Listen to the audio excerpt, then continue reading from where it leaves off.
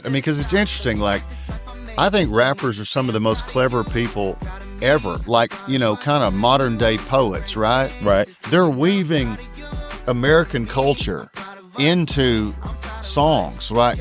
Your opening line, goddamn, if little bitch on that coke like Montana, right? Yup. Now, what you're alluding to, Scarface, and at the end of the show, when Tony Montana is in a pile of cocaine, right? Yup.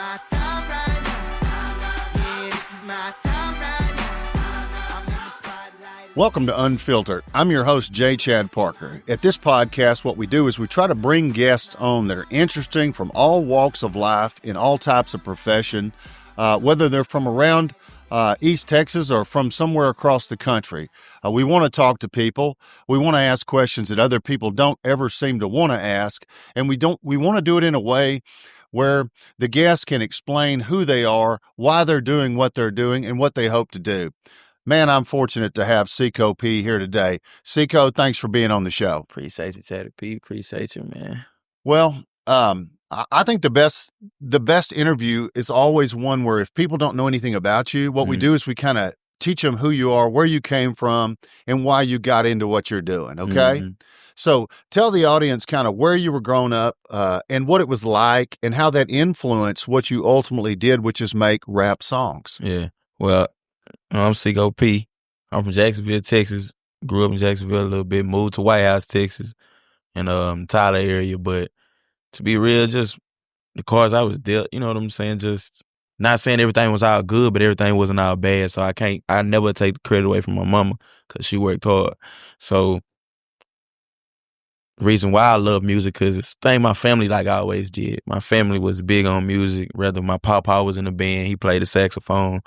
My uncles, they rapped, they recorded, they made the music. They had their song on the radio when I was a kid. So I feel like that was always in me. My cousins, they did music. I feel like that was in me, to just love music since I was a kid. 50 Cent was my favorite artist growing up, him and Nelly.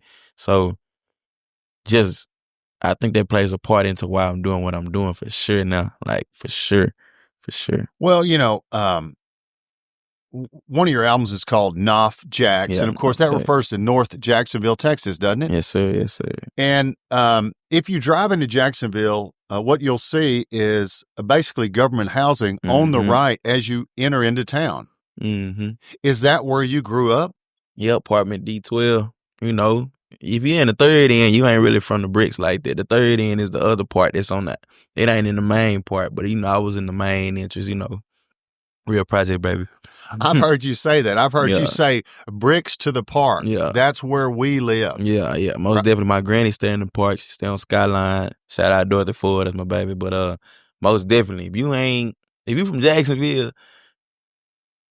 it's only one hood, man. It's the North. If you from Jacksonville, you from the park or you from the bricks. That's the only thing. If you just say you from Jacksonville. If you ain't from them, just say you from Jacksonville. Well, what I found interesting is a lot of people probably would think about a small rural East Texas town and not think that could be kind of hood, ghetto projects in such a small place. I mean, I feel like it's anywhere. You could be in Wyoming and be in a government public housing. You just never know how it be. You never know the environment. I don't think it matter where you at. I really just think it's just the environment. Like Troop, Texas. You wouldn't even think it'd be people like that in Troop, but well, growing up and looking back and moving out to Dallas and Houston like you've done, what do you think it is? Do you just think it's the lack of economic resources for the people? Most definitely, I feel like they have way more in the city. Have way more opportunities and economic resources for different things in general. Like even people who don't really have like their GEDs and stuff like that. We don't have as many jobs as the cities has to offer, even without just having a GED or, as the bigger cities does.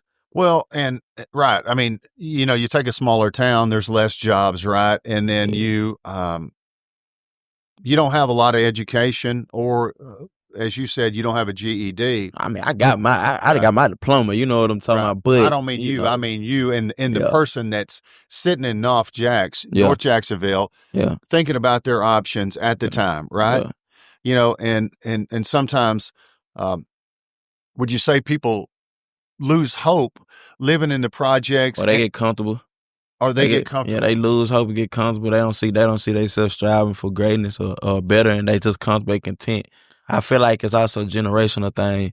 You know, if you seen how your granny and them brought you up, and you just, as long as I got me a job, I'm working, or as long as we got a roof over, it don't matter what it is. You know, I feel like some people be content with just the struggle. You know, I appreciate it for sure, but you know, I'm all for being nice though. I'm all for trying to go against what people say you can't do. You know what I'm saying? Right. I mean, the people that are successful many times had to say, I can do this when other people said, I don't think you can do Oh this. yeah, I got did like that. Even the closest people around me at the time, people left when Why are you when I doing needed this? them. You know, they didn't believe in Why are it. you leaving know. Trane? Yeah, why are you trying to, rapping cool, but you need to go get your CDL, or you need to go get a real job. You need to go back to school. Nobody, at the end of the day, they can't see what I see. You know what I'm saying? But, your grandmother's generation, of course, had, a lot more to struggle against. Yeah. And, sometimes might be even, it was security for some black people in the past to just have a steady job, right? Yeah. And to say, well, I'm not going to risk that, because but for the later generations like yourself, you're like, hey, I'm shooting for the stars. Yeah, most definitely. If they say, man, give me 6 months. If I quit this job, just give me 6 months. And that's exactly what I did. And you also talked in the past in some interviews that I've read about you, where you spoke of people, and I'm sure this is like sports, where you knew people in North Jacksonville that had talent that got locked up, that were inconsistent with their work ethic, and they never really caught hold, right? Yeah, that's my uncle now. My uncle, my cousin. And, I've seen things about, is it T. Jones? T. Jones. Yeah, T. Jones. He another rapper from out here, for sure. I saw him with you in a video. Yeah. And then I've seen things like Free T. Jones. I don't know if he got locked up or if that's what that was. At one point he did. He had to go do a little bit, but he back out now. He doing his thing. Okay. So. But I mean, there's kind of a Texas rap thing in a way, right? And it kind of centers around Houston and it circulates across the state, but it all seems to circulate back to Houston, Texas. Is that right?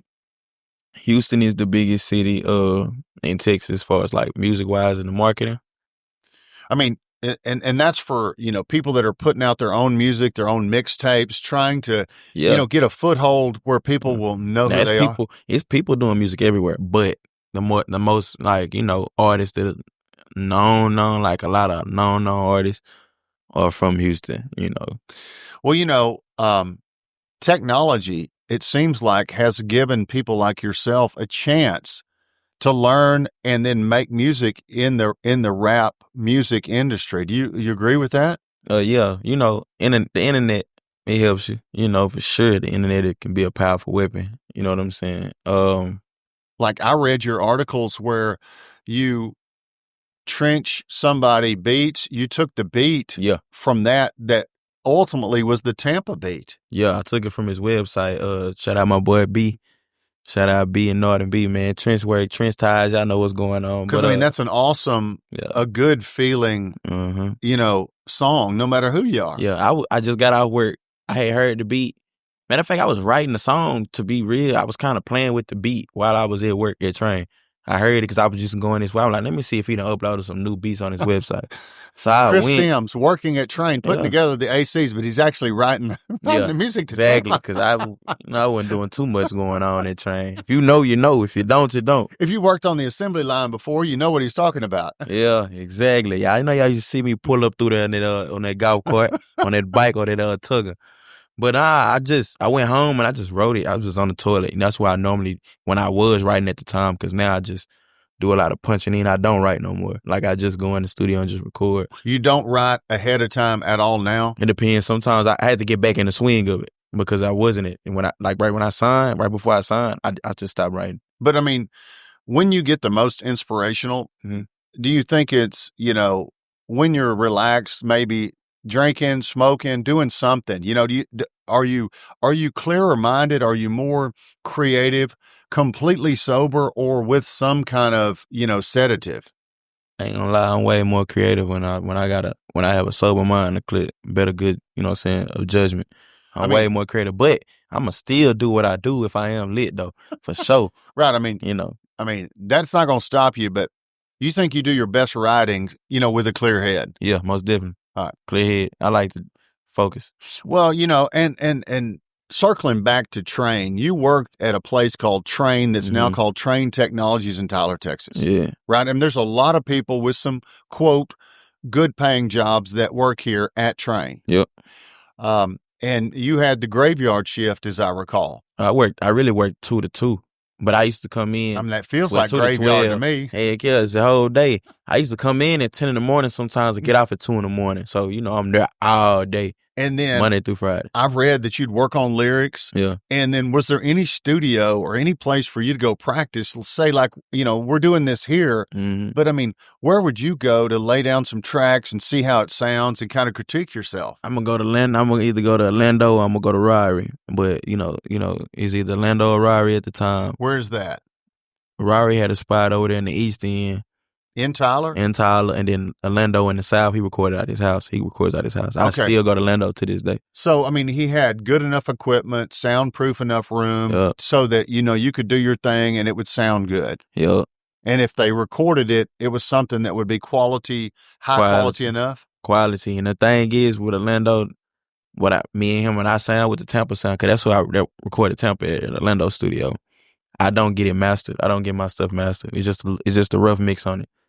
We've heard that debate in the music industry in the past about, I want my masters. And, Scooter Braun, Taylor Swift, if you've watched anything, they're like, hey, he bought her masters and she was upset. Right. Now, why do you say that you don't get anything mastered? You just have a record? So when I say mix and mastered on a record, it's like cleaning it all the way up. It'll sound a certain way. But now when we want to talk about the masters, what you talking about, see now, I got to have my masters. You know what I'm saying? Like when it comes to, I got to have me, you never want to. You never want to let go of your masters, right? Because what happens is every penny, dime, quarter, dollar that's ever made in the future attached to anything would have gone to you, but it goes to somebody else. Exactly. Like you got to think about if you got kids or you planning on having kids, your family, if something happened to you. Or if somehow your song catches fire or catches fires later, even later in your career. Because that done happened too with plenty of artists. Right. And they sold their masters or they were taken from them or they didn't have them to begin with. We'll get all to this, but I know that you've made strides this last year to get from a label independent, have you not? Yeah, big independent. You know what I'm talking about? Big dollar ties, I remember when you were being interviewed, and it was on, I'm not going to say who it is, but there was an interview and I thought it was, not near like this one, but they asked you about whether you thought it was a good idea to sign with APG at the time. Yeah. And obviously you're not going to throw your label under the bus when you answer the questions in an interview, right? Yeah. And you said, yeah, I'm glad I did it. But I always wondered why that guy was asking it in a way like, are you sure? Yeah. And I think inherent in the question was everybody knows that rappers might get screwed if somebody feels like they're really good early on and they try to catch them early. Do you have any insights or feelings about that? Everybody's story different. Everybody walk different. But, at that, like I say, and I still stand on it like at that time, even though I know if I knew what I knew now, like me and Mark say, we would have held out. And that was Atlantic Records, Mark? Nah.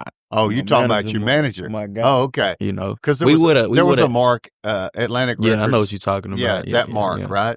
Yeah. But we would have held out though, instead of just signing. But at the same time, APG, it's still a good thing. It was a good thing. They did it. The whole thing is meant artist publishing group. Isn't it kind of meant to be publishing group? It's like a publishing. A better situation for the rappers, for the artists than the music labels. I have to understand. I came from 3,000 followers on Instagram. Tampa just hit 1 million on Spotify, and I only had like 13,000 on YouTube with the original Tampa video at that time or something like that. Yeah, I mean, because I saw like 21 million the new here one. recently on Tampa YouTube. Yeah, that was the new video. Right. I mean, I saw there was 2 Tampa shot. One that seemed more Cico P and friends in a downtown area. The other was we are at Omar's Wheels going crazy. Yeah. Right? Now, in that video, which obviously is your most popular, and I don't know if we have a little bit of it here. We'll show a little bit right now because, I mean, Cico, this is what puts you on the map, right? I mean, beyond a local following. Yep. Now, Jerry Morka, I've seen that director's name. It looks like your videos got, pretty good. Mm-hmm. They were pretty good before, but I think they got a little bit better. Yeah. From what I've watched. Jerry. After you had Jerry. Yeah, Jerry, he one of a kind, man. I like Jerry. Shout out my boy Jerry, man. Jerry from Houston, videographer from Houston. He moved to LA, but that's my guy. Like, it's deeper than that. The camera shots, the clarity, just the whole thing, the production of the videos, to me, watching all of yours that I could watch, I thought, man, that was good. What's funny is, and this is a shout out to Montre. Yeah. Back in the day. Who? I see Montre, he's hiding back in the videos. He's dancing. He's got a bottle of liquor. He's kind of an extra in all this. Mm-hmm. Right? Yeah. Has he been in? How many videos has Montre been in? Hope them been in like this one, the original Tampa, and Never Change on Me video. He done been in 3 videos of mine. Yeah. I done been in like 1 video of his because, he makes music too. Well, you're a good friend, I'm sure. And obviously, people in the rap game, I don't know why they call it that unless they know something we don't know. It's just something that's been told all this in the rap game. Because it's a big game. If you think about it, it's a big game, man. It's what you gonna do. It's like, right. Well, I mean, everybody, maybe it's, you've got to navigate some things to win, to not get screwed, to not get put aside. I mean, it's a game. It's a maze, right? And in the rap game, so to speak, it seems like from just being an outsider like I am, what you see is a lot of guys that come up, they bring a lot of their brothers with them that they grew up with. Yeah. I mean, are you still connected with a lot of guys from the Jacksonville spot? Most definitely. I'm connected with my real family, my real people. And like, it don't have to be blood related. When I say real family, if you from Jacksonville or you from White House or Tyler, and we got a real connection, a real bond, and we ain't never crossed each other. I'm still in cahoots with them. It feels like that, doesn't it? I mean, when you come from somewhere, even if you weren't that great of friends or you didn't do anything with them, it just, it's kind of like the spot you came from. Yeah. That's kind of what you'll do something to help somebody, maybe that you wouldn't do for somebody else. Yeah, I'm not even gonna lie, just because we from the same area. It's a lot of people, I ain't gonna lie. A lot of people jumped on the ship when everything was good. But when we left, when it just me and him, when that smoke cleared, it was just me and him. And they wasn't nowhere to be found. So yeah, I mean, where's everybody, before Tampa dropped? Yeah. Right? Yeah. And then when, just being quiet for these last 2 years after Tampa had dropped and, things slowed down, people, they got out the way. They think he fell off or whatever. Or, you're not going to. You had your 15 minutes of fame. Trying to make it seem like that. Right. You're never going to be anything, but whatever you were, Tampa was it. Yeah. Right? And later on, we'll get to that about what all you've got planned and what's coming later this fall, right? It's going to be that. There's been a lot of people who've wanted to know, was there going to be a Tampa 2? And it's always been straight silence, and there's really been no reaction or comment from your quarter and your people about what's going on there. Yeah. Well, if you ain't heard it, you're going to hear it here. It is a Tampa 2. It's already done, to be real. I'm just waiting on the right time to drop it, but Tampa 2 is definitely going to come. Well, and that makes sense because you haven't put out a lot of material since 2021, have you? Nope. I mean, I saw a video most recently called Eating Lobster. Yeah, most definitely. And I thought it was interesting Yeah. That title, Mm-hmm. I immediately had my own views Mm-hmm. about what it might be about. And you and I have talked about this before off camera, Yeah, right? most definitely. It's like, hey, you come from the projects. Yeah. There wasn't any lobster getting eaten over there, right? Yeah, nah. Might be some crawfish, but ain't no lobster. A crawfish bowl. I love crawfish, right? A crawfish, it's a mini lobster. Yeah. But when you get successful, you said this to me, hey, you're going to do some things you just didn't do before, you right? You got to. Just say you're done. You got to live life, And you might not eat it the right way, or you may be a little messy or whatever. Messy. Might be just a hungry African child. Lord, I ain't mean nothing by that, but a hungry project, baby. Well, but and you look good. But I mean, I know one of the lines in Eating Lobster, you're with a girl and she's a little bougie. Yeah. Right. She don't like it. The sushi's got all over or whatever. And it's, you put that in the song. I don't know. She too bougie. She ain't no fun. You right. You mad because she got a little sauce on you. You better be glad we here. We ain't the same kind. I mean, this could be like Whataburger ketchup. Come on, man. And you tripping. Like you can't clean yourself up. You acting too bougie. Well, when I go back to Jacksonville, I read a quote by you and I thought, man, this is so funny. This is so real. Yeah. Because the people that are asking questions of you most of the time have no clue, in my opinion. Yeah. Okay. Here's the question. I was randomly browsing the official Jacksonville government website, and this is what they say about the city. A luscious rural landscape in the heart of the piney woods. Residents enjoy small-town living with proximity to big city, shopping, and dining. And I thought, who in the world would read that to Cico P if they had read anything about his life? Yeah. Right? Right. I mean, government housing, and they would read that to you and say, hey, is that Jacksonville, Texas? And your response to I thought was so funny. He goes, yeah, for them folks on the other side, the other culture. Yeah. For them people over there, yeah, that's them. Yeah, I mean, there may be shopping and dining in luxurious areas, but I mean, he said, you got the bricks and you got the park. Yeah. So shit, nigga, you got granny goddamn, got her backyard, nigga, you got that barbecue pit. I mean, for black people, that's all it was. Yeah. Right? Most, and I'm not. Back then, I ain't gonna lie, when I was a kid, it was way more unity. Yeah, I mean. Way more. But because, you were the kid, you were born in 1998. Yeah. Right? So, I mean, we're in Jacksonville, Texas, 1998. Mm-hmm. Jacksonville's there's nice people everywhere, right? You've met them. Yep. But, the smaller the towns are in Texas, sometimes they're not as progressive as Dallas and Houston. Kind of stuck, Right? Yeah. Nobody to push them along. Mind frame, excuse me. This is right. Some mind frame you stuck in. I mean, I think people don't realize that those people don't necessarily want to be that way. They just have nobody bumping them. They ain't got no other choice. And then sometimes, what I realized when I actually started trying to bring my some of my people from back home around, like different stuff, like we go out of town and just see different stuff. They see this mode of life and they kind of be shy at it at first, but then they kind of like, dang, that was all right. It was all right time. They liked it. They kind of were like, man, it was all right. I see, so it kind of make them want to, I feel like if they would just remove themselves from the environment, just like you really got to remove yourself out of the environment. Okay. And that's funny you say that because what I've learned about you is you realize that had to happen in order for you to be successful. Most definitely.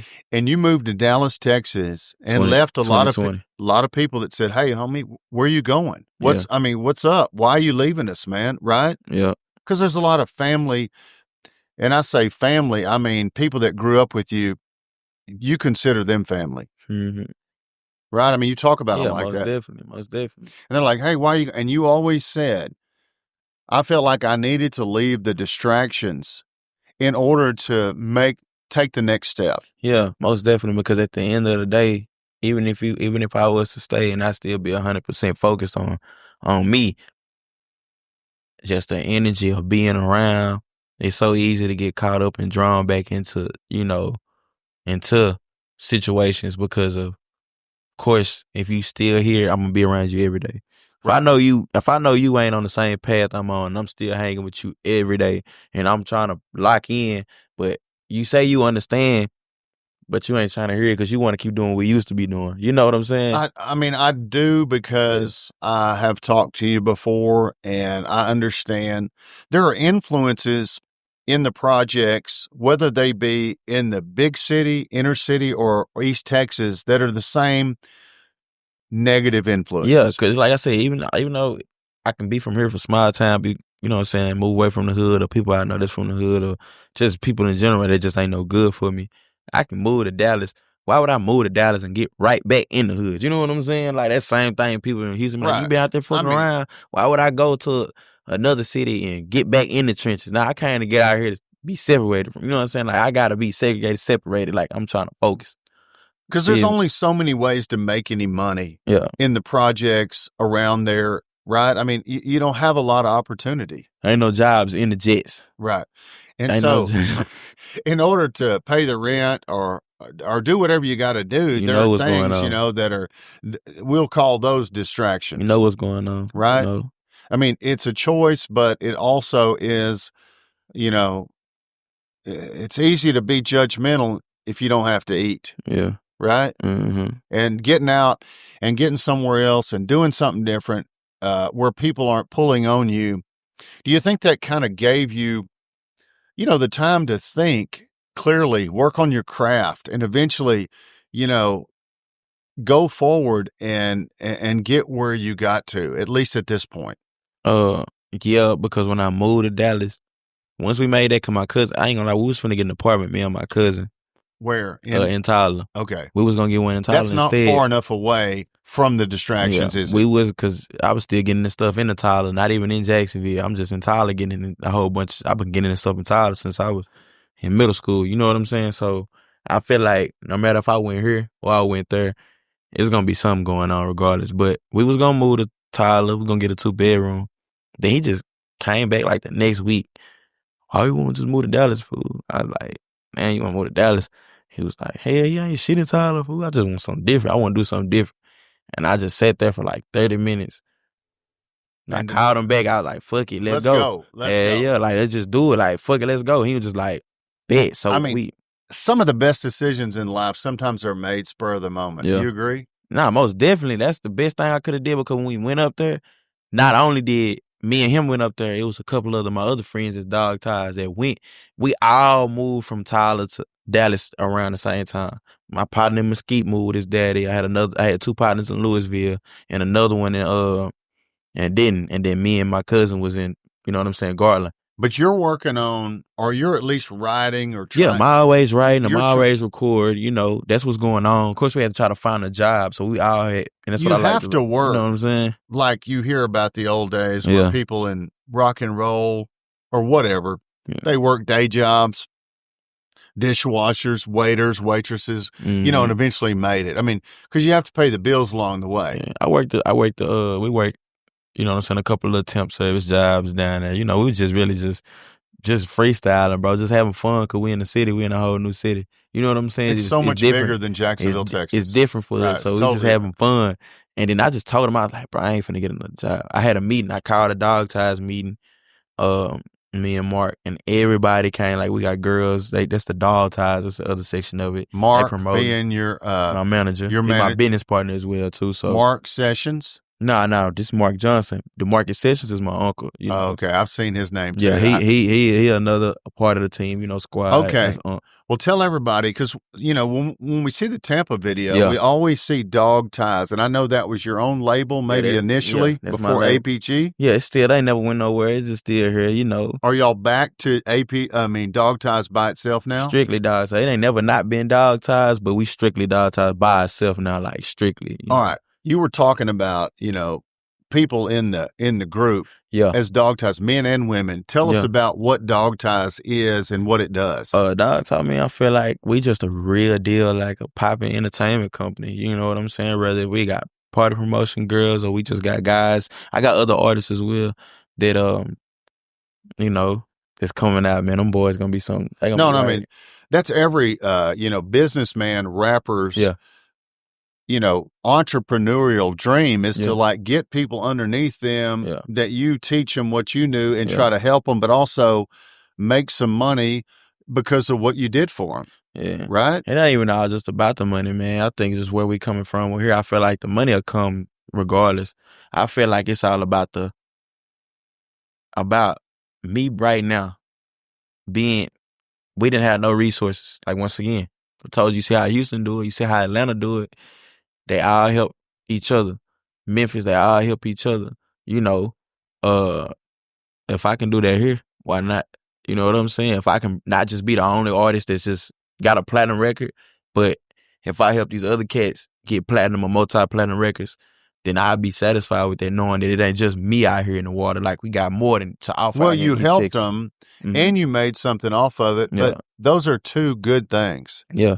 You've told me about this before, and I always ask you why you thought Houston, as opposed to another city in Texas, was the mecca of, rap music, and tell us. That unity different. That unity is way different, it ain't, it's just bigger, man. And you said that to me, and at first I didn't understand it. I was like, well, how does unity translate into being a bigger rap city? But then you pointed it out to me that if there's a beef between two of the primary rappers in whatever city it is, what happens? This fan base is going to go with this guy. That fan base is going to go with that guy. You will never get the full support of the city because somebody going to hate you because of this dude.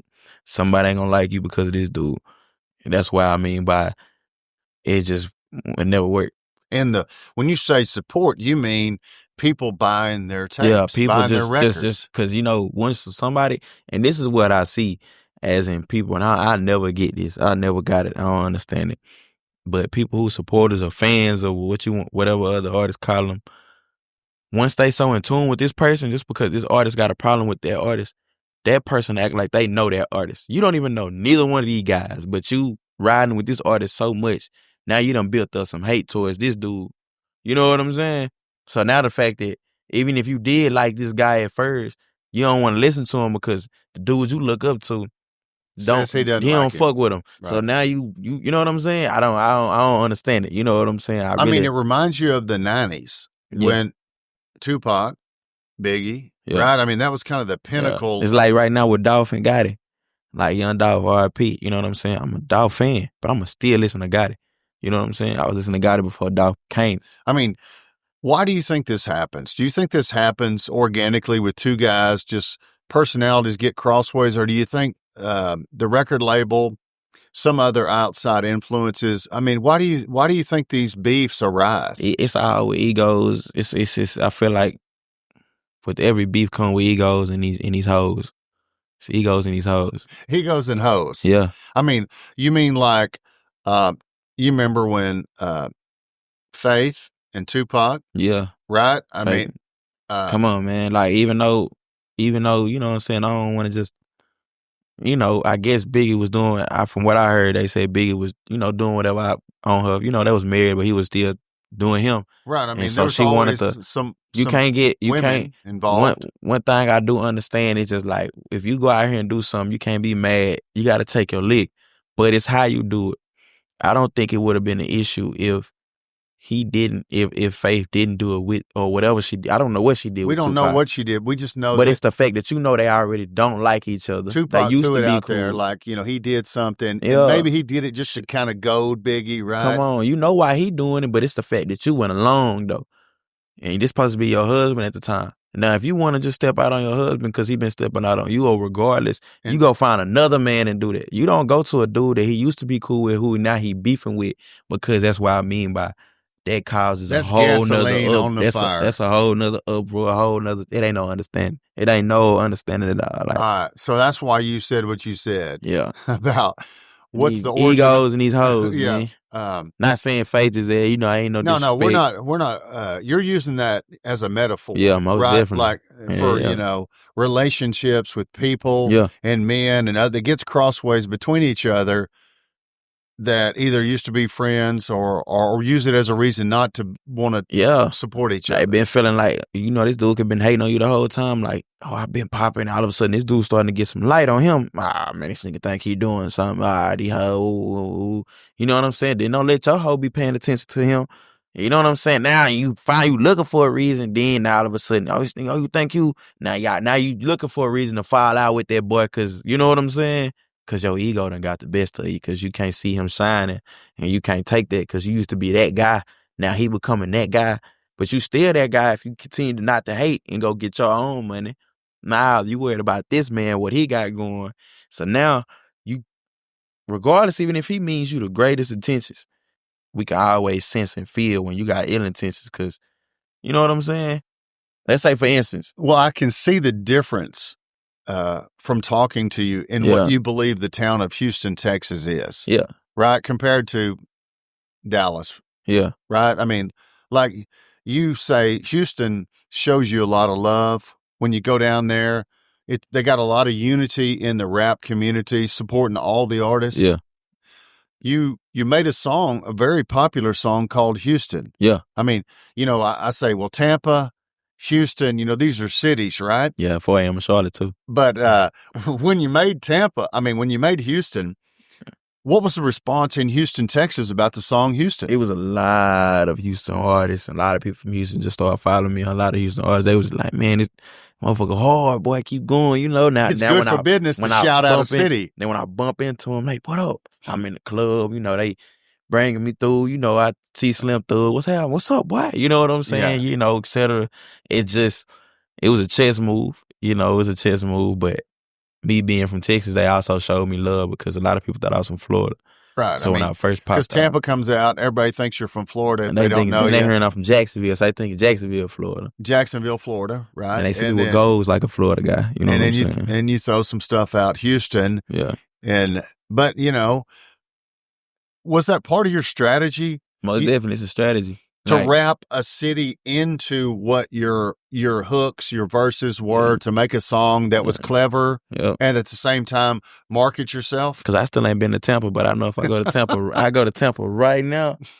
Man, we tearing the roof out that motherfucker. You know what I'm saying? Like that's just what's going on. They gonna open up the VIP lane for you. Exactly. It's gonna be that. You know what I'm saying? I fuck with Tampa and I fuck with Houston. Just like even in Charlotte. I ain't even been there yet. 4 a.m. in Charlotte. But they rocking, they ready to see that kid. You know what I'm saying? Because just like when Seattle come out, it's going to be the same thing. You don't have a video for 4 a.m. in Charlotte yet. I don't have a video for Houston, 4 a.m. in Charlotte. Know. There's only audio available. Yeah. Right? Yeah, I'm going to shoot them videos. Do you think, the videos help? Yeah, most definitely. Visual people want to see, you know what I'm saying? People want to see, but I want to, I was just getting my ducks in a row because when I get myself in a situation to where I want to, and it's here, you know what I'm saying? And, that situation is making sure that you're going to gain the most benefits from your hard work on an independent label forward. Most definitely, because this work ain't for nothing, Right. Sacrifice ain't for nothing. You've already put out some good work for whoever you worked for at the time. Yeah. But now, you've got a new situation where your best work maybe that's coming can benefit you like it should. Yep. That's kind of what I feel. That's why you stay down and be quiet. Yeah. Because when you pop you don't out, tell everybody like, hey, I got a bunch of stuff coming, right? But, you deserve to be successful because, anybody who watches your videos and listens to your flow and your sound, even if you're an older white man, 55, right? You're listening to this go like, look, this guy sounds a lot better than a lot of stuff I'm listening to. I'm like, why is he not more famous? Yeah. Have you ever thought that? I really feel like it's just people kind of fear what they don't understand, and they kind of stuck in the ways. Like, soon as it's a certain amount to where they can't deny it, once that next one come out where you can't deny You're gonna have to blow the doors off. Exactly. It ain't just he kind of sound like him. Yeah. So we're gonna embrace him. He got this song, even though this dude's song bigger than his, he kind of sound like this dude. So we gonna kind of grab him. I don't even think the comparisons to the baby. You don't really look like him other than you're the same size. Yeah, man. Have you ever met him? Nah, I ain't never met bro. You know, I ain't never met him yet. But, you know, I feel like, you know, I mean, he's doing his thing. Of course, yeah. Shout out Right. to I mean, baby. it's good. But the comparisons to Kodak, I don't get.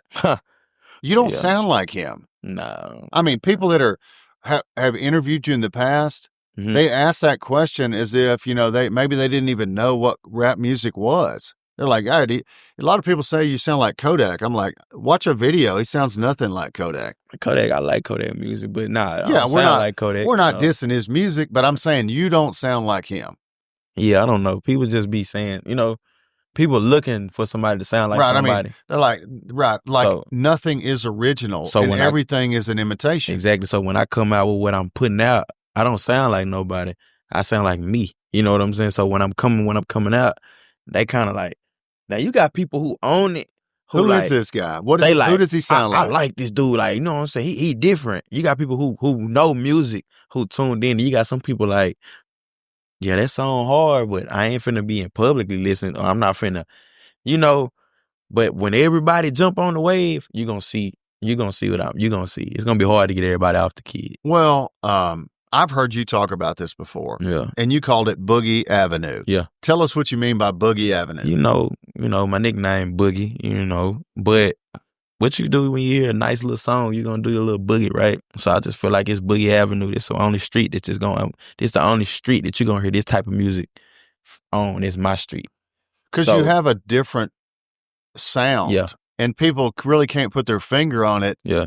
And you've said in the past it's kind of Texas type sound of some kind, right? It's my own origin of a Texas, but you wouldn't even pinpoint it from Texas because I heard people like that. I didn't even know. It doesn't sound you wouldn't even like know Texas that you from Texas me. until you. Yeah, that's what draw people to me. That like, damn, you from Texas, but you sound like this. You sound like you supposed to be. Nah, you don't even know where I'm supposed to be from. You don't know because I made it my own. You know. Well, you know, rap, like singing or doing anything, I would suspect is kind of, it comes from life experiences like Jacksonville, like what you've seen, what you've felt, what hurt you, what you liked, you know, all those things. Would you say all of those things kind of feed into the lyrics that you write? Yeah, of course. Rap, express as an artist, you want to, like an artist, even a painter expresses himself. You know what I'm saying? So right, in the paintings that they make. Yeah, so of course, you know, the lyrics, you're expressing yourself. You never know. Like when I hear a beat, that's what determines what type of mood I'm gonna be in. As soon as I hear it, I'm gonna talk about this in there. I'm finna talk about that. You know, feelings ain't never just a spot on thing. Feelings is what you. Feelings change from day to day, time to time. So right? Even if I didn't record, even if I'm not recording every day, I done had a whole week of different type of feelings this whole week. So if I go to the studio and I hear this beat, damn, I feel like this Monday. So I'm finna rap about this. You know what I'm saying? Or I feel like this. Love and Tupac. Yeah. Right. I mean, just the beat. Right. Yeah. And it make you wanna. I mean, do you find the beat first and then write the lyrics, or do you write the lyrics and then look for the beat? Nah, I gotta hear it. Gotta hear what it's gonna be, right? Yeah. And then you feel it, right? You feel it. Yeah. I make the beats with the producers too. Like I make my own beats. You know, I've seen people ask you before, and they just seemed so disconnected, in my opinion, from understanding, you know, you or rap music. They were like, well, when did you learn to rap? And I'm like, you know, wasn't that a process through your middle years into high school and beyond where there's no way to pinpoint, hey, I'll just learn to rap on that day? Yeah, exactly. I mean, and then because even when you in elementary, you gonna try to freestyle a little bit. You know what I'm saying? So, and there's stories about you, you know, getting in the booth or something when you were 11 or 12 and not making a song, but making a part of a song. Yeah. And just kind of getting a feel for it. Yeah, I did. Your uncle or somebody me and my uncles was doing. Me and my cousin, we're the same age, but we did it with my cousin, his uncle. You know what I'm saying? So we did. The song was actually hard. I don't know why we didn't finish it. It's because he was tired and he went to sleep, my cousin. But we actually had a song, though. It was actually like... I mean, and somebody asked you and you were 13, I think, and they said, well, what was it about? And you said something about a throwdown player. And I didn't know what the heck you were it was called Young Players. It was like, we some young players, man. We just... it was just crazy. We just talking about how we some young players in the game, you know. But, I mean, you saw older people interact in the projects, right? Mm. I mean, you saw things, right? Yeah. Even when you're young and not really supposed to know Yeah, stuff, right? hell yeah. I mean, It's just life, in certain circumstances. yeah, I mean, you saw things that were good and probably things that were bad. Yeah. What I sense that the goodness you draw from Jacksonville is always the sense of community. I think you have a lot of love for the community based on the way you've talked in these interviews before I've ever talked to you. Yeah, most definitely. I mean, the people there, how do they support you at this to this day? Do they still support you? Do you still hear from people? Do you still go back? Yeah, most definitely I go back. I still hear from people, It's love. I go back home. I'm a hometown hero for sure. Do you have any family living there? Yeah, I still got some family from the bricks to the park. My granny in the park, you know what I'm saying? Cause she's still alive. Yeah, she on the house. She really she's 60. My granny 61, 60. She's not that old. She ain't. I'm 55. Yeah, she You gonna call me granddad? Nah, I'm just saying, she's just young, man. She had my pops when she was 15. I read, like I said, obviously I did my homework on you just to make the interview more interesting instead of not knowing anything. But I know that, in East Texas and generational, people are religious, spiritual.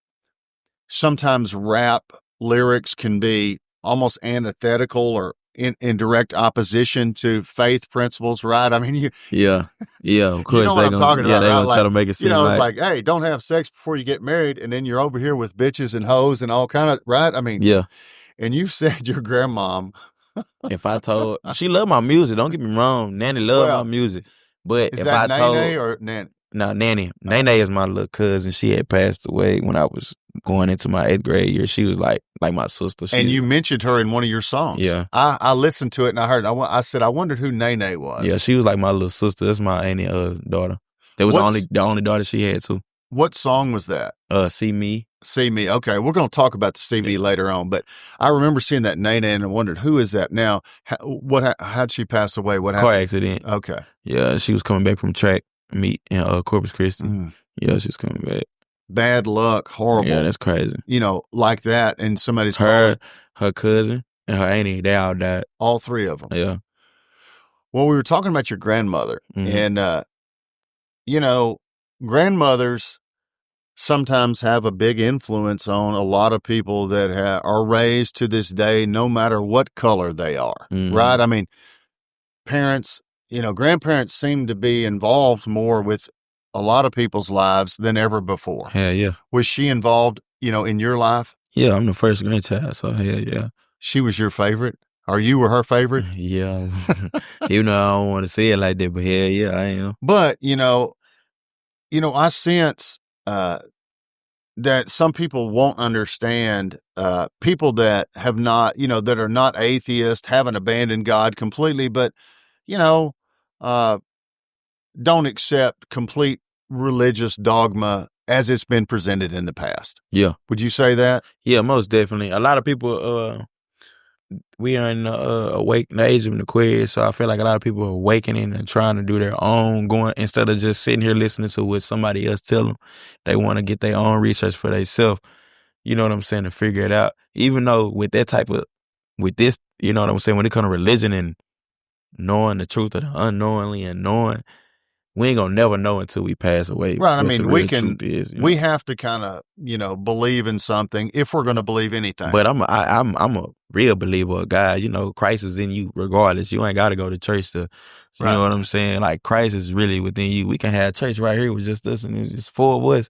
We really can just need 3. We can have church, But yeah, I mean, it's basically like, a generality or a generalization of where two are in here, I'm in their midst kind of thing, right? Yeah, That's what you're saying. Yeah, but the only thing with the religion is just like the books done changed so much. It's like, why we got to go by these set of rules, but they had a whole different set of rules that they went by. Like which one we need to follow? You know what I'm saying? Like y'all done changed this book by 3 times, So but you want me to go by this one? My granny might have read a whole different book. Her grandma might have read a whole different book than what we reading out of the Bible. You know what I'm saying? Not saying that I don't believe it because... Well, you just, you're like anybody who, questions whether the story remained the same thousands of years down the line. Yeah, most right? definitely. I mean, but I see that you seem to cling at least to the notion or the hope that something like that's real. Yeah, most definitely. I feel like there is a higher being. I feel like it is God. I really do believe that it's one, it is one thing that made everything. Like, you got to think about the things that are made on this earth, like from the whales to just the insects. Think about how these things are created. And we can't do it personally. Who did it? You know what I'm saying? We can make a human being only because it's in our DNA. But to make and maybe we were made to be able to make a human being. That's it. Right? We couldn't make no damn, you know what I'm saying? We can't make no whale or tiger or nothing like that, But the reason I brought this up is because I've always noticed in the videos that your necklace appeared to be the Virgin Mary. Yeah, and is that right? Jesus on this side too. And Jesus on the other side. Well, in the video Gorillas, it seems like you or whoever directed the it was a part of Jerry. Let's see. E-Man. Okay. It seems to go out of its way to bring attention to the necklace, if nothing else, to tell people you have, right? Yeah. You see that? Yeah. You see what we just saw? Yeah. I saw that and thought, is that just an accident, or is Cico telling them he wants to highlight that, or is the director just doing that on its own? How's that going down? Of course we go through everything when they label back to us, but that did kind of come out of my attention. I was like, I liked it, because at the end of the day, I am a man of God. You know what I'm saying? You want people to think that you gotta know that you have some principles. You don't know exactly, but you're not on the I have nothing. Real spiritual. Yeah, I'm real spiritual. I ain't the type that's, I'm not with all that. I'm an atheist, or, you know what I'm saying, or I don't believe in God. That's not me. I wasn't even brought up like that. You know what I'm saying? Like, me personally. Right. Nobody around East Texas was brought up like that, right? I mean, but at the end of the day, when you say you're spiritual, you'd say, that means I care about people. I want to do the right thing if I can. I want to be as honest as I can. I mean, just kind of general principles that are universally accepted, but seem to be kind of falling away as time goes on. Yeah. Yeah. I mean, right? Yeah. How about the music industry? How about that for spiritual? Yeah. Yeah. Man. Hey, can you trust a handshake and no paper in the music industry? Exactly. I don't know. Hell nah. You got to see it on paper. Because as soon as I shake your hand, ain't no telling what you got on that paper. And what you shaking my hand, and it's like, let me see if you washed your hands, because how fucked up it might be. They might be, it might be some other stuff going on. No, I hear you. I mean, I just, you see how, I can see how the record business would be tough, right? I mean, and you've told me this before. Tampa, there's a lot of things about Tampa that could have been much better for you, is what I gathered. Yeah. About the money. Yeah. Would you say that's true? Yeah, like I said, if I didn't sign, if I never would have signed, I would have held out. Oh, for sure. You know what I'm saying? Get me wrong. Situations, it happened the way it happened, though. Well, when you look at Tampa, and I've got the lyrics here because I think it's funny. I love to print off lyrics and read them and see exactly what somebody's saying, right? I mean, because it's interesting. Like, I think rappers are some of the most clever people ever, like, kind of modern day poets, right? Right. They're weaving American culture into songs, right? Your opening line, goddamn, if little bitch on that coke like Montana, right? Yo. Now, what you're alluding to, Scarface, and at the end of the show, when Tony Montana is in a pile of cocaine, right? Yeah. I mean, and so I'm not sure the movie was made before you were alive. Yeah. Right. But Scarface is popular. Yeah. Even in your generation. Yeah. Yeah. You heard about it? Yeah. Yeah. Scarface is something you got to watch. Now, your next line, you said, I'm on hydrocodone or hydrocodone. Are you talking about the liquid? Yeah. You talking about the liquid? Lean. Yeah. That they call it drink. Lean. Right. Yeah. I'm gonna float like a phantom. Yeah, like a phantom, like you a ghost. You floating like a ghost, man, Is that what it feels like? That's what it feel like. You feeling like that out this hen dog. But I mean, like, I've never drank. Mm-hmm. You know what I'm saying? I've never had. I don't drink no more though. Okay, it's probably bad for you, but I don't know. Yeah, you don't want to do that. I've never had codeine poured into a Fanta soda. Yeah, right. It tastes good. I mean, it's good. Yeah. You probably can throw it down quick. You get sleepy. And then you don't want to throw. You don't want to sip it quick. You want to slow. You want a slow sip. But it doesn't pump you up. It kind of slows you down. All right, so you floating like a phantom. Yeah, you slow down. All right. And you know what I thought was funny? I mean, we all know about I got all the hoes in the snow just like Santa. Yeah. I mean, that was your best attempt. Yes, sir. To make something funny. Yeah. I mean, you were trying to be funny. Yeah, I was just being funny on that one. And, kind of get people's attention. Yeah. Because, I mean, in a rap song, so many things have been said about relationships, women, drinking, drugging, prison, right? I mean, you got to say something, crazy to get somebody to realize what your lyrics are, don't you? Yeah. At this point. But I love and we keep the sticks in the smoke. You want cancer. Yeah. I mean, tell people how smart and funny you were when you wrote that. You know how people like the older rappers, back in the day. Not even saying the older rappers. Like people be like, you want beef or something? When people got a problem, like they asking if you want beef, is asking like you want a problem. Our new generation, we say smoke. So it's like you want smoke and a handgun. Smoke from the gun. Smoke from the gun like a stick. A stick is a chopper.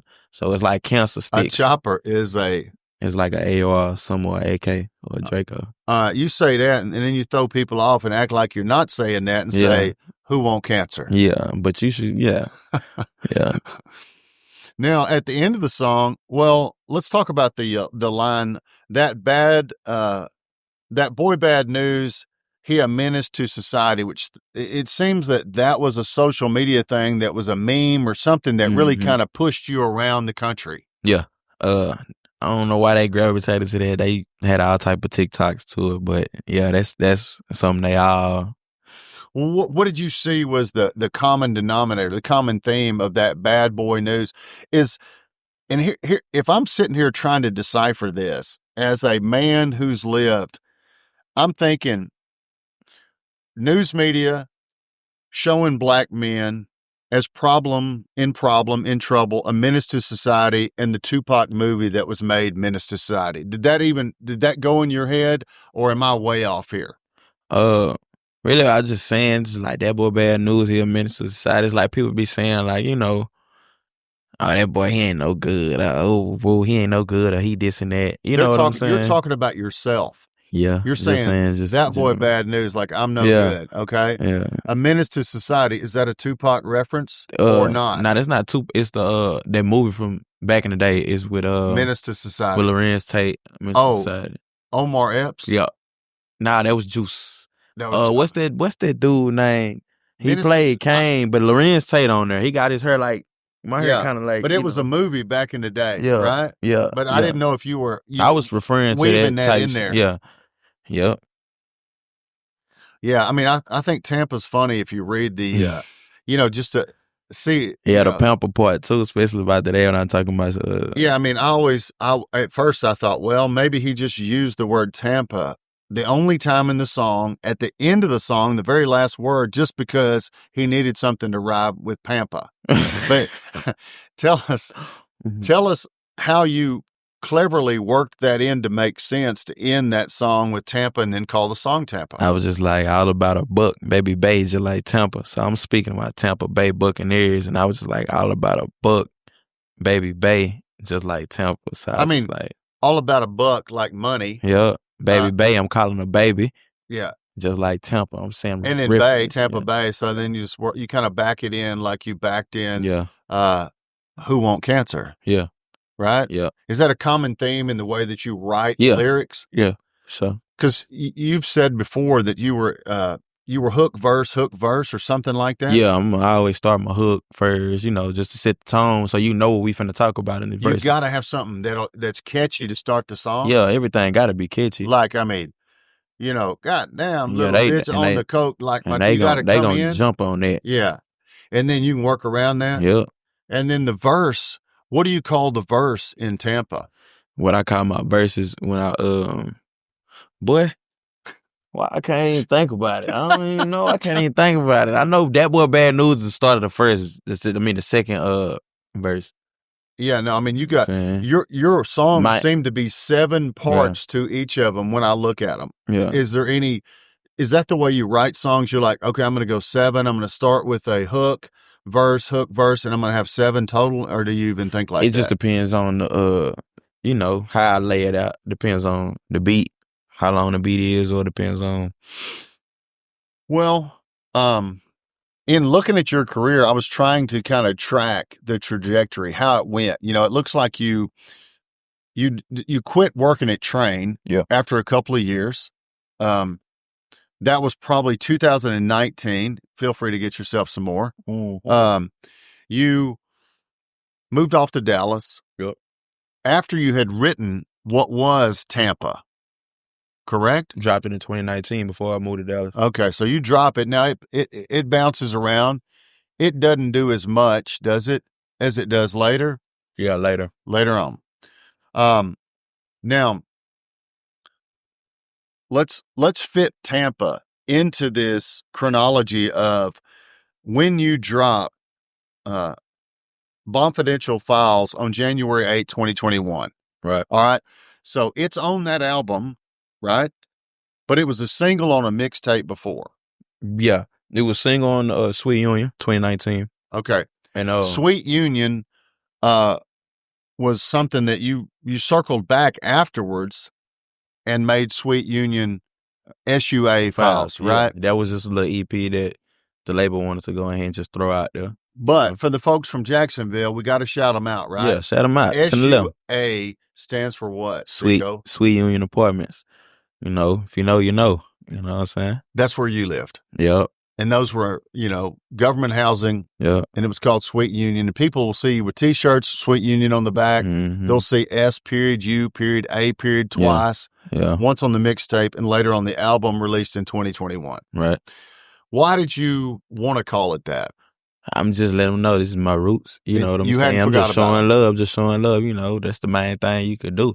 I feel like when you first pop out, especially at that level, some people just tend to get up there and just say, fuck them, right. But not me. You weren't going to be what they call bougie. Yeah. So when I said North Jacks for that tape, North Jacks came last. That's for the whole, everybody's from the park to the bricks. You know what I'm talking about? So yeah, well, that's cool and that's funny. So that leads me to wanting to know what Bonfidential Files meant. Like, how you say confidential? Yeah, for sure. But I just wanted to spice it up and say Bonfidential Files would be a little different. But I just felt like they was just what I'm speaking on the songs on those mixtapes is just real confidential. But I was just. But where'd you get the bond? How does the bond enter your head as something related to anything like your lyrics? It's like saying brazy instead of saying crazy. Oh, okay. You know what I'm saying? Yeah. Okay. So you just you did that to Confidential to make Bonfidential. Yeah. And then, SUA was the second one, and then Noff Jax was the last one. But these were all within a 7-month period of time. Yeah, 2021. I mean, how many, singles were on each of these albums? Tampa was on Bonfidential. It was on all 3 of them, I think. Yeah. But I mean, why are you putting out this much content in a 7-month period of time? Most people put out content, let it kind of filter. Maybe the singles go somewhere, and then you have another one. I dropped Bonfidential Files before I even signed the deal. Okay, so that came on my own. That was on my own. You're right. Then when we signed in February, that's when we did SUA Files, right? Yeah. Just to do a little EP, and then like later on that year we did North Jacks. All right, so you just happened to drop Dog Ties, which probably helped you get signed by APG. Yeah. And then, of course, when they signed you, they wanted something. Yeah. Right? Yeah. And they want you to put out something because they own it or own part of it. Yeah, own part. And then you drop SUA Files in April of 2020. Just to get something going before we work on our tape, Right. And then, but Noff Jax comes out July 14th. We're talking about May, June. I mean, we're talking about 3 months later. Yeah. And was that material already in the works, or is that something you went into the studio and created? I went into the studio, created, and I workaholic. All right. And so after that, we don't have any more albums from Cico P up to this date, do we? Not to this date, but not that have been released. Not has been released. All right. So we've got stuff that's coming. Yeah. We've got stuff that's, we'll let you describe it. Do you think it's as good as some of the stuff you've done in the past? It's better. I mean, times 10. Do you think people are going to hear it and they're going to feel it? Of course they're going to feel it. You know, they're going to feel it. They're going to love it. You know, I took my instead of what I was doing, instead of being all over the place and just recording, because I recorded like 8 songs every time I was in the studio. I at least try to record like 8 songs a day when I'm in LA. But I learned it's like, man, I want quality over quantity. So I started taking my time and spacing my sessions out. When I feel like it's time for me to go, every song I make it's gonna hit. I'm trying to put it together. And that's hard to do, you know.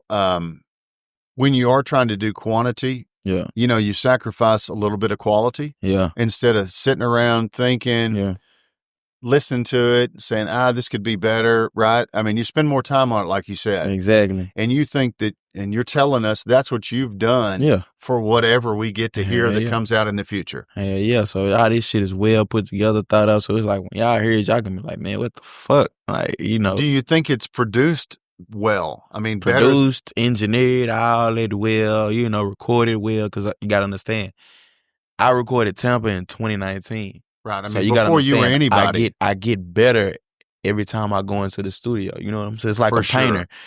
I could have painted this. You know what I'm saying? Let's say he could have painted this a while back in 2019. If he go back and paint now, his blend will be so superb, like you wouldn't even understand. How about me as an interviewer? Exactly. 2 years ago compared to now. It's like, you know, I can't tell you how I got here, but I got here. See how you grow? Right. It's all about growth. So it's just like, you can hear the growth in my music, in my sound with this new project coming up. Well, would you say that there was more resources put behind the production of what we're going to hear in the future? To be real, as far as, you know, just a better studio, better engineers, better people, more talented people, things that can make a record successful. I feel like everything is a team this time. This go around, we ain't scattered everywhere. I feel like everything is a real deal connection. Like, instead of me just not knowing this producer over there, but he's sending me beats and I'm just. You got to have some chemistry with the people you're working with. Everything chemistry from these 2 producers that's going to be all up and down this next project. Swift and Adam, or Nord and B. It's really 3. We're really 4. And you sound like you're happy with what happened. What? Come on, man. Because I get to take control of what I started. You know what I'm saying? I got to finish what I started, and we finna act the fool. You got to have a lot of input in the songs that were made and how they were made? Yeah. I mean, nobody was telling you like, hey, why don't you make a song about X or Y, Squid Games or whatever? That was a label. Shit. Yeah. I mean, that's an unusual title, right? I mean, it was because Squid Games was going crazy at the time, so we wanted to beat Soulja Boy. We did beat Soulja Boy whole ass, but of course he wanted to act like he acts like he was the first one, but he wasn't the first one to make a Squid Game. But that's the reason why that happened. Well, you know. What was it called? Red, light, green? What was it called at first? I don't know. It wasn't even called Squid Game. I mean, I saw some kind of comments under one of the songs that said, hey, man, Squid Games is my favorite, you know, and I was like, really? Hey, it wasn't mine. I mean, I listened to it and thought, well, that wasn't mine either. I ain't gonna lie. Even though I told Eli, I said, man, you know, I don't fuck with this. He's like, I know, bro. I know, man. We just trying to, you know, just trying to get some controversy. I'm like, bro, I do not fuck with this at all, you know. Do you think that song was meant to irritate somebody else? Yeah, of course we want to beat. Like, the thing is to try to go viral, because when Squid Games first came out on Netflix, everybody talked about it. It don't matter if you were young, old, white, black, purple, blue, green. Everybody was, we got to watch Squid Games. You got to watch Squid Games. So when somebody make a song, or artists make a song about, and they just see Squid Games as a title, you're going to get more attention and clicks on it. That's what they wanted to do. What was the connection to Soulja Boy, though? Because Soulja Boy is always really, I ain't going to lie, Soulja Boy is always the first rapper to do something. He's always the first rapper to do something. You mean to jump on something before people on even TV think about, or something that, you know. Before people even think about doing it, he probably already done it. That's smart. Yeah. right? Yeah. I mean, you know, I remember Soulja Boy back in the day Yeah. when my kids were coming up, Yeah. right? Yeah. What's that? Do the Soulja Boy like a Soulja dance? Boy, yeah, the little snap, yeah. I mean, he made himself into a dance from a song. Yeah. Yeah. I mean, hey, when did he drop? Crank That? No, so when did he drop? When I dropped Squid Games, when did he drop? 2 days after that. You see, we didn't drop it. He would have dropped it right before. Did he drop Squid Games too? He dropped it 2 days after I dropped it. The same title. The same title. So that means he was already working on it. He was already working. I'm telling you, that's what he's known for doing. Did your people just call it Squid Games just to try to beat somebody out, even though it was never intended to be Squid Games? Yeah, it's never that. We had to change some words to red light, green light. Just to make it fit like it was sort of related? Yeah. Hell yeah. Did it do anything for your career? I could have did without, but whatever, you know. I me personally, you know, me just how I feel. They know how I feel about it. They know how I felt about it at the time. I didn't like that shit. All right. You know, I'm sure a lot of people want to know, you know, have you met any of the people that you looked up to, you know, that were rappers, you know, just in your travels to the different cities in California and everywhere you've been? Yeah, I bumped into some boys. I mean, man. Let's talk about who you think is the most famous or the most heavy of the rappers that you've ever bumped into and even just shook hands or said hello to. The most heavy that I bumped into, or the most famous, you just saying not even rappers, just a famous person in general? Let's go with a famous person, rapper or not. Doesn't have to be a rapper. Shit, the most famous was at the airport leaving Vegas. We bumped into Mike Tyson, you know. You know. How'd Iron Mike look? He was just chilling, like he ready to, you know, he was just ready to, he was coming off the private, you know, and my manager being my manager, he all for the network and he all for hurry up and, hey, I think you should, me personally, I can see him, that's cool, and keep doing what I'm doing, cause I'm so in me, you know what I'm saying? Right. So he was like, I'm finna go say something to him. What was he doing? Was he coming into Vegas or leaving? You think he was going to a fight? He was coming into Vegas. He was leaving, I think. But cause we was all leaving. We was all leaving because we was, where were we going? Where was we going? Yeah, it was coming at the day. All right. So we got Iron Mike. No, we was in LA. Just got to LA. Yeah, we drove to LA. So we came from Vegas because we drove to Vegas from LA. But you saw him. Did you talk to him? Yeah. I mean, what was Iron Mike like? Of course, him being him, you need to go ahead and get a picture. It's right there. You know what I'm saying? Oh, there you go. So yeah, that's funny. He walked up. He was Look just how good Mike looks. Yeah. How old is Mike? Mike got to be like, I don't know. I mean, he up there. I'm saying like when I was in college, we were watching him fight fighters, and so he had to be close to my age. Yeah, he was. Yeah, I think around your age, right? I mean, but he looks pretty good. Yeah, but he was just like, he got a. He's like, we got goals. He got a goal too, and he was like, this yours? I said, yeah. He was like, he looked at him. He was like, you got to be proud of this little nigga right here, man. That's some big shit. You know what I'm saying? Did he know Tampa or not? He downloaded it on his phone right then when we talked. He chopped it up with me for a little bit. Because there your manager is over on the right. Yeah. With the same old Nike slides that he's always walking around in. I mean, does the man have another pair of shoes? Yeah, he got another pair of shoes, but that's what he choose to wear.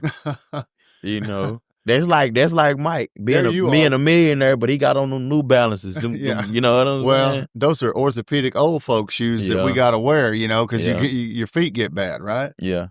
But who else? Let's talk about, what about probably the top level rapper, male or female? I guess I seen YG, you know, like I told y'all, I really like YG. You like Texas people? Yeah, I like Texas people. You mention all those people all the time. Yeah. You know, I see Yella. You know, me and Yella like this. We cool. Shout out Yella Busy. What about DOC? DOC. I never met DOC. DOC from Dallas, right? From Dallas. DOC's in the movie, right? Yeah. Straight Outta Compton. Yeah. And he was a great rapper, right? Mm-hmm. From Dallas. Mm-hmm. People, did they love him? Did he transcend the unity back then or even now? To be honest, I feel like that was before my time, you know, because before I was born, to be real. Well, but it was. To be honest, I don't know. I feel like he was probably with them boys a lot. I feel like he was in Cali more than what he was in the D at that time. He probably was.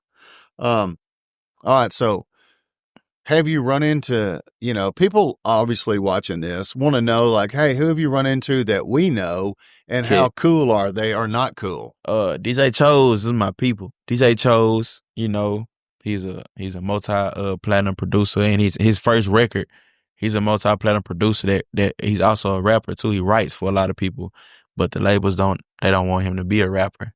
But he just went ahead and he put his own single out there, and it just went platinum by itself. So, what I'm saying? Shout out to DJ Chose. But Kevin Gates, that's my brother. Me and him got a song together, man. I fuck with Gates. I saw that. It's probably the most recent song you have out, isn't it? It was off of No Jacks too. Okay.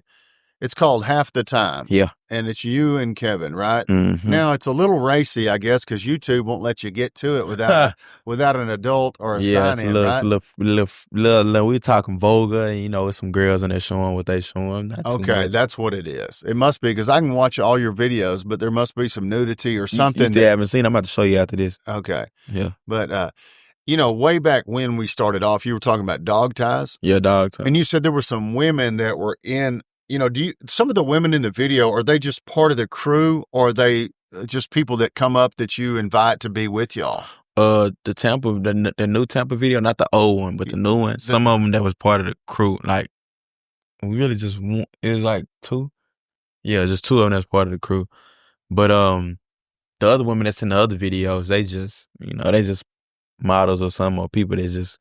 I mean, do they come and are the models, the people that are in the videos, do they generally do that for free, or, just to be in a video or help out or things like that? If they got a connection, if they just so happen to have a connection with me or him or somebody around us, yeah, but some models, we pay our models, you know what I'm saying, just because that's that line of work. So, I mean, like Palm Angels looks like a little bit more of an upgrade for you on the video front. Yeah, I paid Shouty. But it's a Jerry Morka video. I sat there with Jerry for sure. Yeah, I mean, I see some of them. They went from Twan visuals to Jerry Morka. Excuse me. And the Jerry's, I'm not saying, hey, the Twans were good. Yeah, right. I go back to that eating lobster, because that's Twan. That's the newest video I shot. That's the last video. Oh, you went back to Twan. Yeah, I shot that. See, I didn't even catch that. Yeah, dog ties. And that's a Northern beat. It's a Trench Lord beat right there. The same one who produced Tampa. Are you able to just pull these off for free? Or not? I'm getting it to my phone now. I'm talking. So we locked in. It ain't no websites for me no more. Yeah. No, I know, but is he just producing a bunch of beats that he's got them out there for rappers to say, hey, I'd like to take that one? Yeah, for sure. He does. But with me, because they know my sound now, they actually make specific beats just for me, or we make them together. And then you have to buy them? Or do they get some type of royalty? Yeah, we do business now. We do like business splits. Hey, if it blows up like Tampa, I'm going to get a royalty on the back end? Yeah, even if we do it, we take care of it first, so we ain't got to worry about it. You know what I'm saying? We just go ahead and do the splits, Yeah. It's family. It's everything in-house. Will they give you the beat for free and take the percentage if it happens based on, kind of you being a guy who's got a chance to really do something? They got to fuck with you. Not saying that's for everybody. No, right. I mean, it's like anything else. Like, they might tell some people just to go away. I'm not going to deal with you. They might say, well, hey, let's do something. Right? Is that what you're saying? Yeah, most definitely. It's just, I got to see it potentially. They got to see, what they feel. Like, I'm like that with... Where's Montre? Is he in there? Nah, he ain't in it. Hoop ain't in this one. Where's you call him Hoop? Yeah, Hoop. Why you call him Hoop? He just go by Hoop. H-O-O-O. Yeah, H-O-O-P. I mean, the lyrics here obviously have to do with you making some financial and societal progress, at least according to you. Yeah. Right? You're eating lobster, which is something you never did at North Jacks. Mm-hmm. And your girlfriend's got the sushi and all that. And so why this song come now? New vibe, new energy, Independent when you shot it? Yep, independent, most definitely. Heavy on the independent. Feeling good? Feeling great. I mean, would you say, would you say your songs and your videos have an upbeat or a darker side to you? I feel like with me, everybody gets a vibe. With my songs, no matter what it is, you gonna vibe. It's gonna be a vibe to where. And I seen a comment on my YouTube. It was like, damn, it don't matter what it is. As soon as we hear the first bar, the flow, or the beat, it's a Cico P. You know what I'm saying? Because it's real distinct. I give off a real distinct sound and flow. So, well, and I'm not just saying this because you're sitting here, but it sounds different. And I said this earlier than other. I'm just wondering, why do you not think, since it is so different and sounds so good, and the comments under all your videos are so positive, why do you think that someone else, like a record label or somebody else, hasn't said, hey, we need to catch this lightning in the bottle and support it? Because I feel like they don't know how to market it. I mean, when I say don't know how to market it, if you got something that you don't know, what you're not used to, how can you sell it if you ain't used to it? Let's say, for instance, is that Southern? Is that non-big city? What do you think it is that they're afraid of? I don't even think it's that. I feel like, how can I put this? You used to selling Ferraris and Lamborghinis, right? You can sell them like a motherfucker. You know what? But then you get a McLaren or something like that, and you don't even know how to market it to sell McLaren. You don't even know how to. Why buying a McLaren when there's Ferraris and Lamborghinis over and there? Everybody want a Ferrari and Lamborghini, not knowing that a McLaren is still a good ass car. It's a great car. Just as good. It's just great. Just damn near. It's a great ass. You know what I'm saying, brother? Like, I feel like you think that's what it is. You just got to know how to market me, because you can't use that same tactics that you did with this rapper or that rapper, because they rap about the same shit or they sound the same. You feel me? Yeah, I mean, sometimes, and this is what I wonder. Sometimes the voice, overcomes somebody who doesn't have the look. Yeah. Right? I mean, they're just so talented. It sounds so good. They overcome the look, and people say, well, hey, we're going to grab it and run with it anyway. Yeah. I don't know if COVID hurt you. Yeah. Right? I mean, we kind of had I kind of came right out after it. So I feel like, to be real, it helped you. I came out after, but if I would have went before COVID, if I would have popped before COVID, I feel like I'd be more in the. I don't know. They'd have forgot you, maybe. Maybe. I mean, right? I ain't gonna lie, because COVID slowed down a lot of. Killed everything. Yeah, because people went outside. But I think coming back outside, coming into a new, like a brand new, just coming back.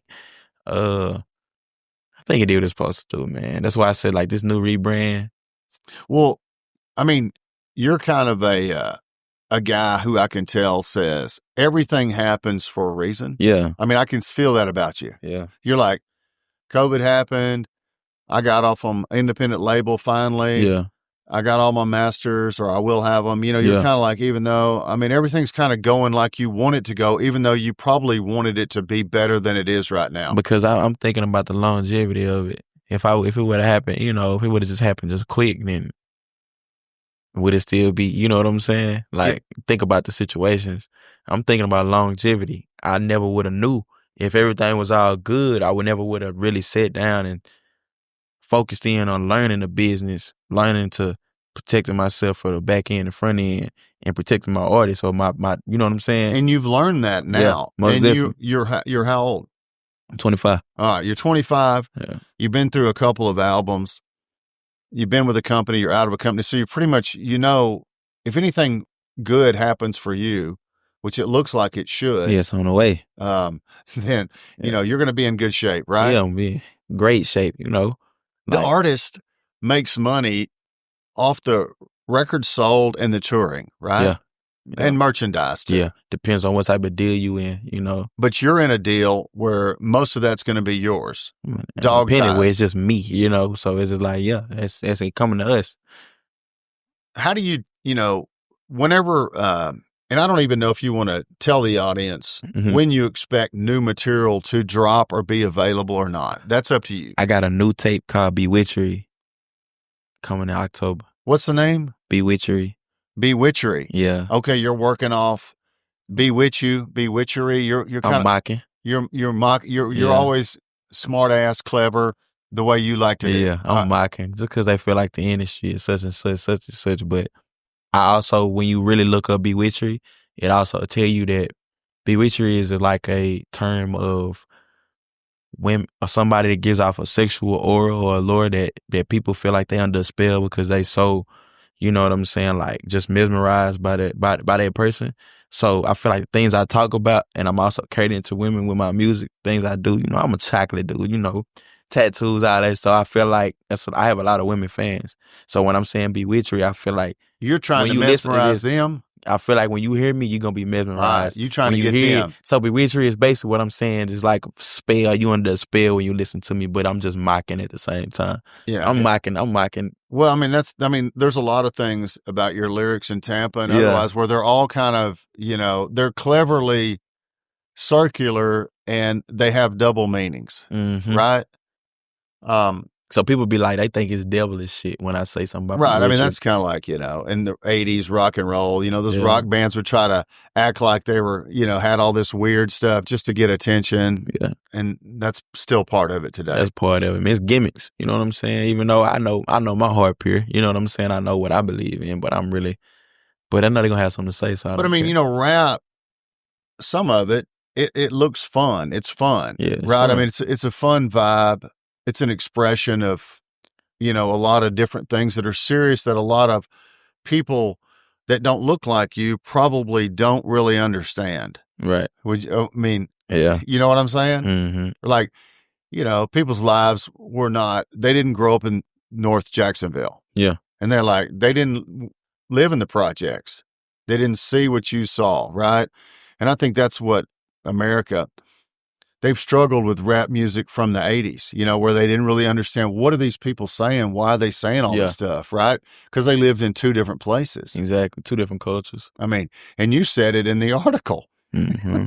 The way they described your town in the website. Good. It's good for them folks over there on the other side. Well, what about the touring? How is it, when you think about music, there seems to be a lot more music venues for just ordinary bands and bars than there are, say, rap acts. Am I understanding? Rappers go to the club. They just go to the nightclub. Yeah, they go to nightclubs. And they, get invited to perform, or how does that work? Yeah, the promoters normally contact they booking management. They managers or something, and they just set it up like that. Do you ever play clubs? Yeah, I do from time to time, but I actually do venues. I actually do the venues that you say. Like, I do the venues. Like, people book me for the venues. Like, when you say a venue, what's a venue for, say, a rap concert or a rap gig? Me, I'm an artist. It's a difference between artists and rappers. Like, you got rappers who talk about what they talk about, they sound the same, so they're going to be in the nightclubs, strip clubs and nightclubs. You got artists who like venue, like who different type of feel good music. They gonna be at the festivals or, right. Or your venues. some music is just hard and from the poor sections of where people grew up. Yeah. Right. Basically recounting everything they've seen and it's happened to people that they know, love, and live around. Yeah. And they started off calling that gangster rap from Los Angeles. Yeah. And you're saying that's not really the music that you make, is what I'm hearing you say? Yeah, I make some real smooth soul talk, like some real. I feel like if anything, it's trap soul or, hood soul music, because it's smooth. It's a vibe. Like, you can hear my roots of me being, it's soulish, and like I have, when I'm singing on some of my, you know what I'm saying, like harmonizing, but it's just it's a vibe. I feel like, why not? You, to me, watching, listening, have a positiveness about you. Yeah. Even in the things that you're talking about, which are sometimes not that great. Yeah, I'm gonna still make it seem like it's good. Right. Yeah. And that can affect people in different ways. Some people can get bitter, angry, and rightfully so, right? They had a terrible life. They never had a chance. There was no hope, whatever. You wake up every day. So why are you tripping? And so that seems to be your outlook, kind of like, hey, every day I get is kind of a good thing. No matter what, man, you know what I'm saying? My girl could be tripping with me. My mama it could be something going on. Me and him could be trying to figure out what we got to figure out, bro. But at the end of the day, we woke up. We woke up and we still got the ability to figure it out and fix and plan and prevent. You know what I'm saying? So now I saw you I saw you had a tattoo on your face, the only one you have, right? And it looks like a New Orleans Saint football logo. Yeah. And what's the story behind that? Yeah, because people been asking. People been, even like my fans been commenting. They don't even know why I got why it. do They you just have been that? coming at the Saints sign. You a big Saints fan? Nah, I'm from Texas. Of course, I'm a Pat Mahomes fan. Hey, going we for all that. are You now. know what's come going on. and the Dallas Cowboys. I can't knock them boys. But now I have a son, man, on the way, man. My first child will be here October. His due date October 25th, but his name is Saint. You know it's a boy? Yeah, it's a boy. It's a me. It's another me. It means he's going to be slow, can't jump. Crazy. You must have seen my highlights over there, Lee. I acted a fool, man. I know that's right. But would you say, you're 25. Are you looking forward to this? Most definitely. I mean, is this, Which, how can I put this? I wouldn't say it was planned.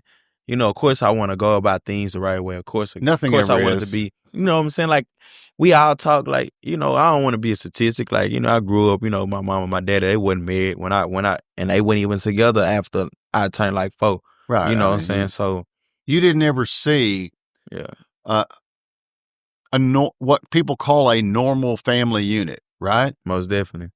And, so it was just like, of course I wanted to give my son that, I want to be married and stuff like that, but I'll fix it at the end of the day. You saw the podcast I did with Jake Parker, and we talked about that, right? Yeah. I mean, how he saw a divorce. Yeah. He wanted a more stable relationship for, do you think, some people just repeat what they live in and see, and some people decide that they're going to do something different. I mean, how would you say your outlook is about relationships, kids, taking care of them and doing the right thing? I'm there from start to finish. Even before he get here, I'm there. You know what I'm saying? It's like I'm there with her, so she understand, regardless, even if it's hard or how she feel. Any mood swings, I'm there through thick and thin. Like, I can't do him like how I know how they feel. You know what I'm saying? I mean, you have an awareness about yourself where you know how you felt when you were running around and like you didn't know or see your dad, one of the two.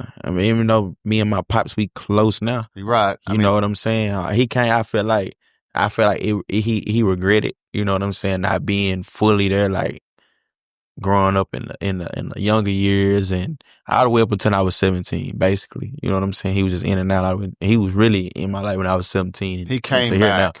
To here now, because I had to move with him. Okay, my senior year. That's what happened. Yeah. That's how you got back connected with your father, is that when you changed schools? Yeah, me and Pop's like that for sure now. That's my dog. How was it, though, to move in with him and I gave him hell. It ain't, you got to earn respect with me. Yeah. You know what I'm saying? Like, just because you say you Pops or whatever, I ain't trying to hear that shit, man. I ain't trying to hear nothing you talk. But did y'all have a good time living together? Did you enjoy? Of course. Hell yeah. Was... First, it was just like trying to, of course, I'm going to give him hell. I'm bumping, I'm moving around. Like, 'cause I'm still, got to understand, I learned how to navigate on my own out here. So I gave him hell, but we had great ass time though. Me and Pops. Did he work somewhere? Yeah, he always worked. That's how he did. Just drive trucks. He drive. He was a truck driver. In the oil field, yeah. And that's a good job, right? Yeah. I mean, he makes good money. Hell yeah. He do his thing. What about your mother? My mama, she worked 2 jobs, but that's what I said. My mama always had a job, so I was one. You know what I'm saying? You've always seen her get up and go to work. Exactly. So that's why I say I can't. When people be like, "Oh, I grew up, man. I'm from the struggle." You can be from the struggle. That's why I say it wasn't all bad, but it wasn't all good. I say it wasn't all, it was just all just the perfect, but it wasn't bad because my mama made sure it wasn't bad. So I can't take that credit away from her. You feel me? I mean, you lived in government housing. Yeah. And but she still worked 2 jobs. Yeah. She handled her business. You know what I'm saying? She raised 3 kids. You know what I'm saying? So. And I mean, she, did her best to take care of you guys. Yeah. So now you know why I do what I'm doing, because she gets. You hear that a lot, with athletes and people talking about their mother. Yeah. More than their dad a lot of times, right? Yeah. I mean, like. Because mama ain't fold. Mama ain't go nowhere. Mama had she didn't have no option. Your pops got an option. You know, if he gonna be there, he gonna be there. If he don't, shit, You know, that's normally statistically. Shit, my mama, she can't throw us away. You know what I'm saying? Well, she could. Yeah, but right. shit, But she ain't going against the women grain. obviously have you, right? Maybe they have a closer physical and mental connection. I don't know. Yeah. But your mother, what would you say about your mother and her influence on you, and how did she influence you? Because it would, no matter what it is, like, it was no excuse. You know what I'm saying? That was her? Like, there is no excuse? She didn't even if I can see it, if I can see it getting the best of her, like one of them days getting the best of her. Or she's tired. She's tired. She's being treated wrong by somebody. She's not making enough money. Yeah. It's hard. Even if that's what's going on, it still ain't no excuse why she got to quit, because she ain't going to quit, because she still got responsibility. Right. She can't quit because there's 3 of you back at the government housing that's got to get something to eat, got to have the light bill. I mean, right? All that. She handling business, though. You know what I'm saying? By this time, we ain't even in the Ville no more, so we ain't even in the apartments no more. We in White House, you know, at the trailer parks, you know what I'm saying? But is that where you went, in White House, the trailer park? Yeah.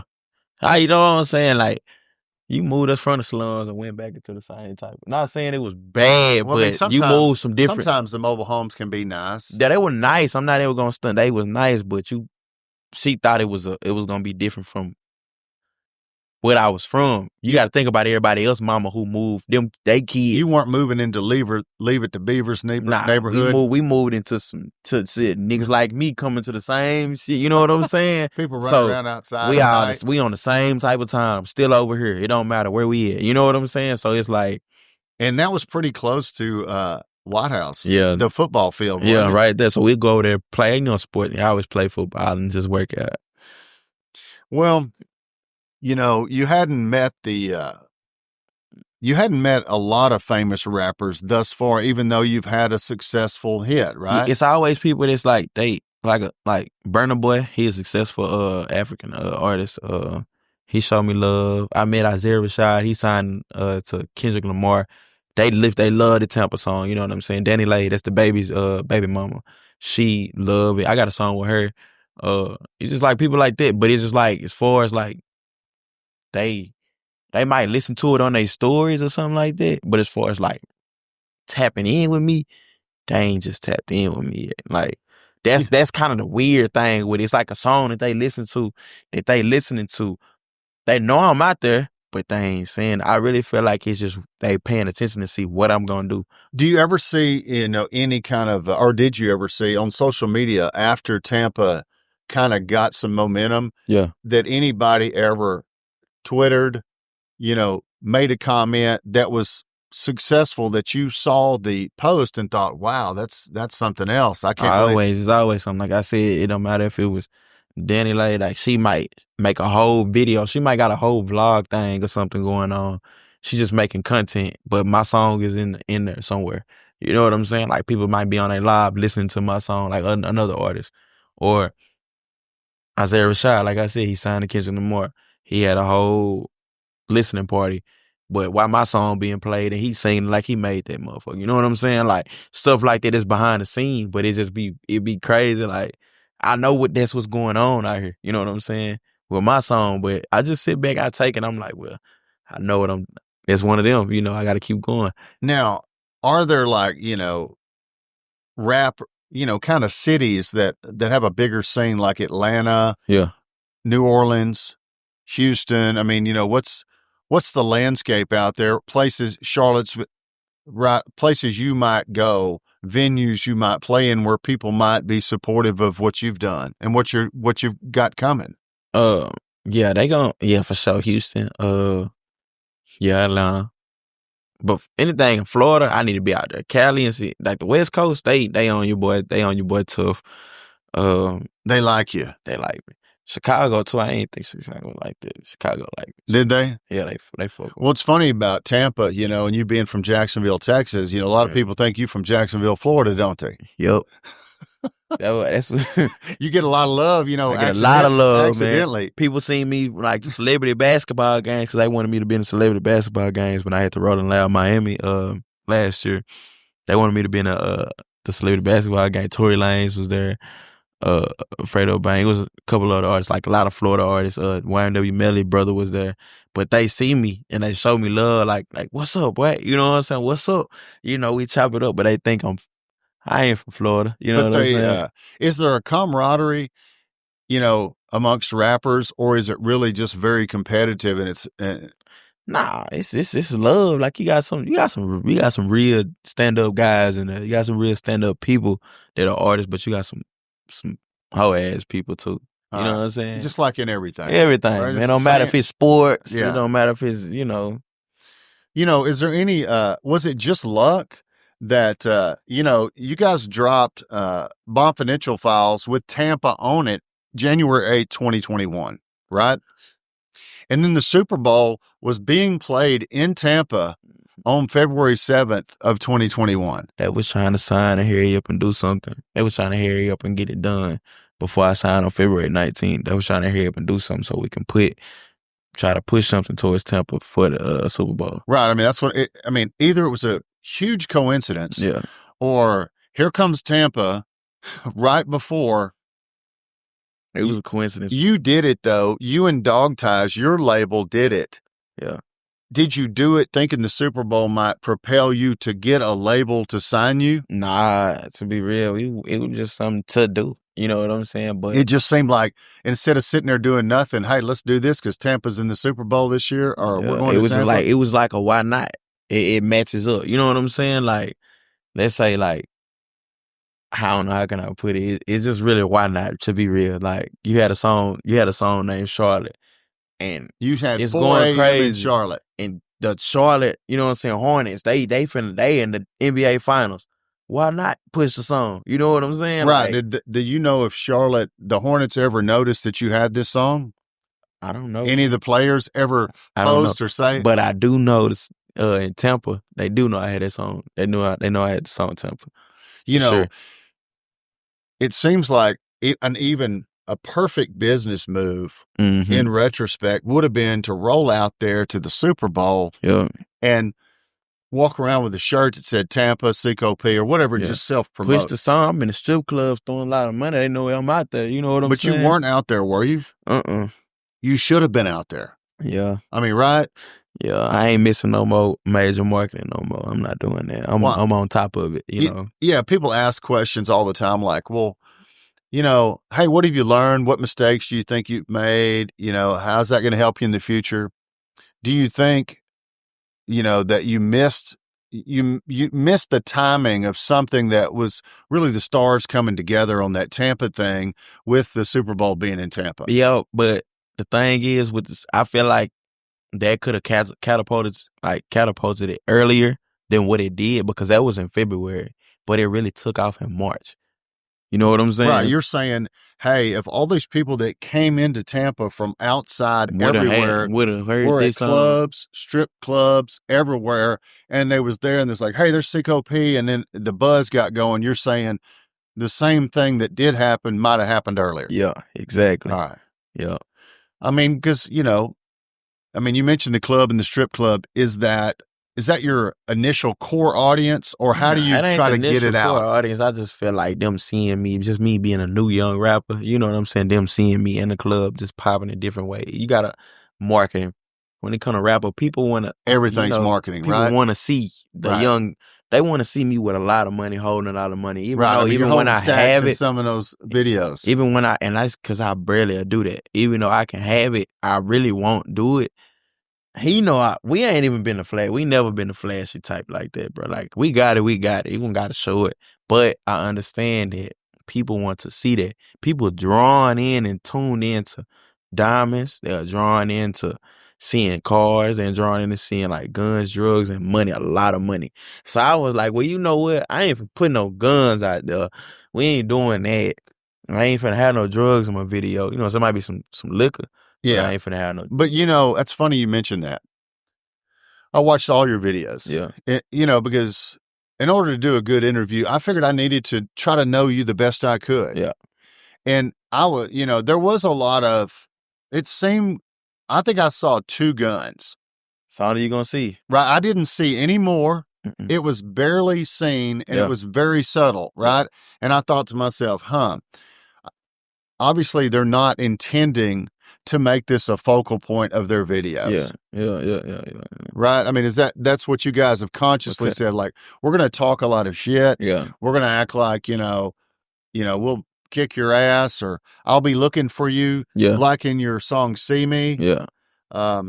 You write about some of the tragedy that's happened to the people back in Jacksonville that were close to you. Yeah. Is there a more specific song on those tragedies than See Me?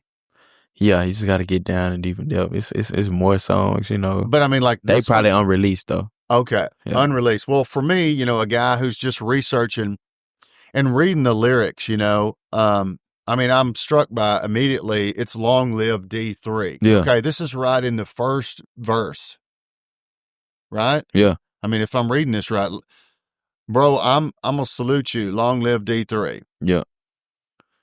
D3, I'm assuming, is somebody from North Jacksonville that you grew up with? Yeah, it's my cousin. Long live D3, man. All right.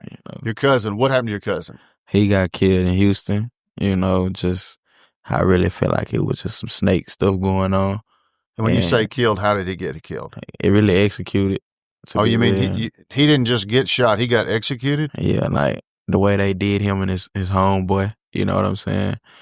Because they both got killed together at the house. So, Remo, RIP Remo, he got killed sitting down playing a game, headshot. So D3 ran and D3 got shot in the shoulder, the neck, and the head.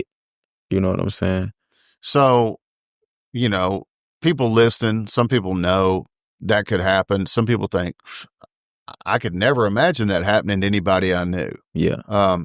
That's pretty heavy for some guys just living in Houston, right? Yeah. Even though, what's going on, but it was always positives because Remo was a rapper. He was trying to push it, and D3 was his hype man, and he was his like kind of manager too. So the day he got killed, I talked to him earlier that day, and they was doing a radio interview. I mean, do you think some of the, the outside influences or the influences wherever there is poverty,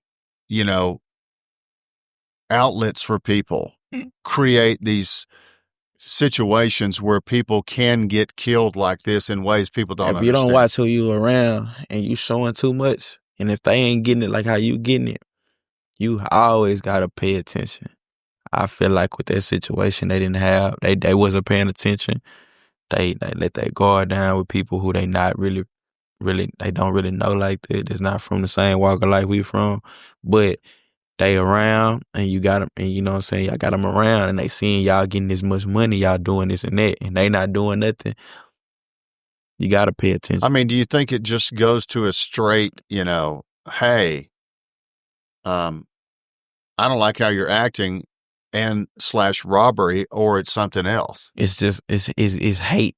What you got to understand is that in our day and age that we could be hanging together. We can be doing the same thing. I could be a rapper, you can be a rapper, but you can be getting more buzz than me, which goes back to what I was telling you about the rappers not clicking with each other. You can get more buzz than me, be getting more money than me. You know what I'm saying? Now I'm starting to have jealousy and envy. Now I want to have what you have. But some people either fall out with you and go on about their business, or some people will snake you out and go and take you out. You see what I'm saying? Yeah, I mean, that seems like an extreme reaction to snake you and go on and take you out, that is, kill you. And that's what happened with my cousin. And that's why D3 seems to be a prominent, mention in some of these lyrics in your songs, especially See Me. Yeah. Now, today you're here with us, and you don't have your grill, I noticed. Yeah, man. Got the ice whites on the way, man. You got to understand. New teeth, $1 billion smile on the way. You understand me? All right. And so the grill's going to be gone. Yeah, until I get my diamonds. After I get my veneers, then I'm going to go get some diamonds. Okay. And so you're going to look like the guy everybody says you look like, the baby, right? Yeah. I look at the baby and he's got the diamonds. Yeah. And the teeth. And I'm thinking like, well, Chris has only got the gold. Yeah. So you're now in transition to the veneers and ultimately to the diamonds. Yeah, and exactly what's going on, I mean, that's going to be a look, isn't it? It's going to be a look. I mean. You got to hear it. You heard it here first, You talking about $1 million smile? Come on, man, billion. We gonna say $1 billion smile, you know. Yeah, because in the song "See Me," you know, I printed out the lyrics because I wanted to read them and try to get an understanding of what you're saying. You know, I knew you were clever from Tampa, so I figured there were, you know, clues in here. Mm-hmm. And you say they came, took my cousin, and there it is, right? Yeah. That's what you're talking about, D3. And then killed in cold blood. Yeah. You and I have never talked about this story before. That's what you're talking about, kind of an ambush or execution. Now, a lot of rap songs go to where you went to. Mm-hmm. I can't wait till I catch that. I'm going to fill him with slugs till he ain't breathing. Now, people could say, well, are you telling somebody you're coming for them, or are you just, you know, creating your own therapy by imagining what you'd, you know, in a world, what you'd like to do with them just by saying it? I mean, I'm just creating my therapy. I ain't on nothing. Because you don't seem like the guy that's that crazy or angry or whatever. Yeah, I ain't finna come do nothing to whoever. I forgive them. It's just, it's hard, right? Yeah. Something happens to somebody you care about, and it's, you know, kind of a move that is low character, cheap shot, literally, no pun intended, right? Yeah. Cheap shot. Yeah. This is where you mentioned Nene, and where I just reminisce when me and Nene watching TV. Yeah. That's your other cousin, a girl? She's girl, like my little sister. But what I thought was interesting about the way that you write your lyrics is if you read See Me and you don't just listen to it and you start to read it over and over, it's funny how you incorporate yourself, like somebody's going to see me, Cico P. Yeah. God's going to see me. Yeah.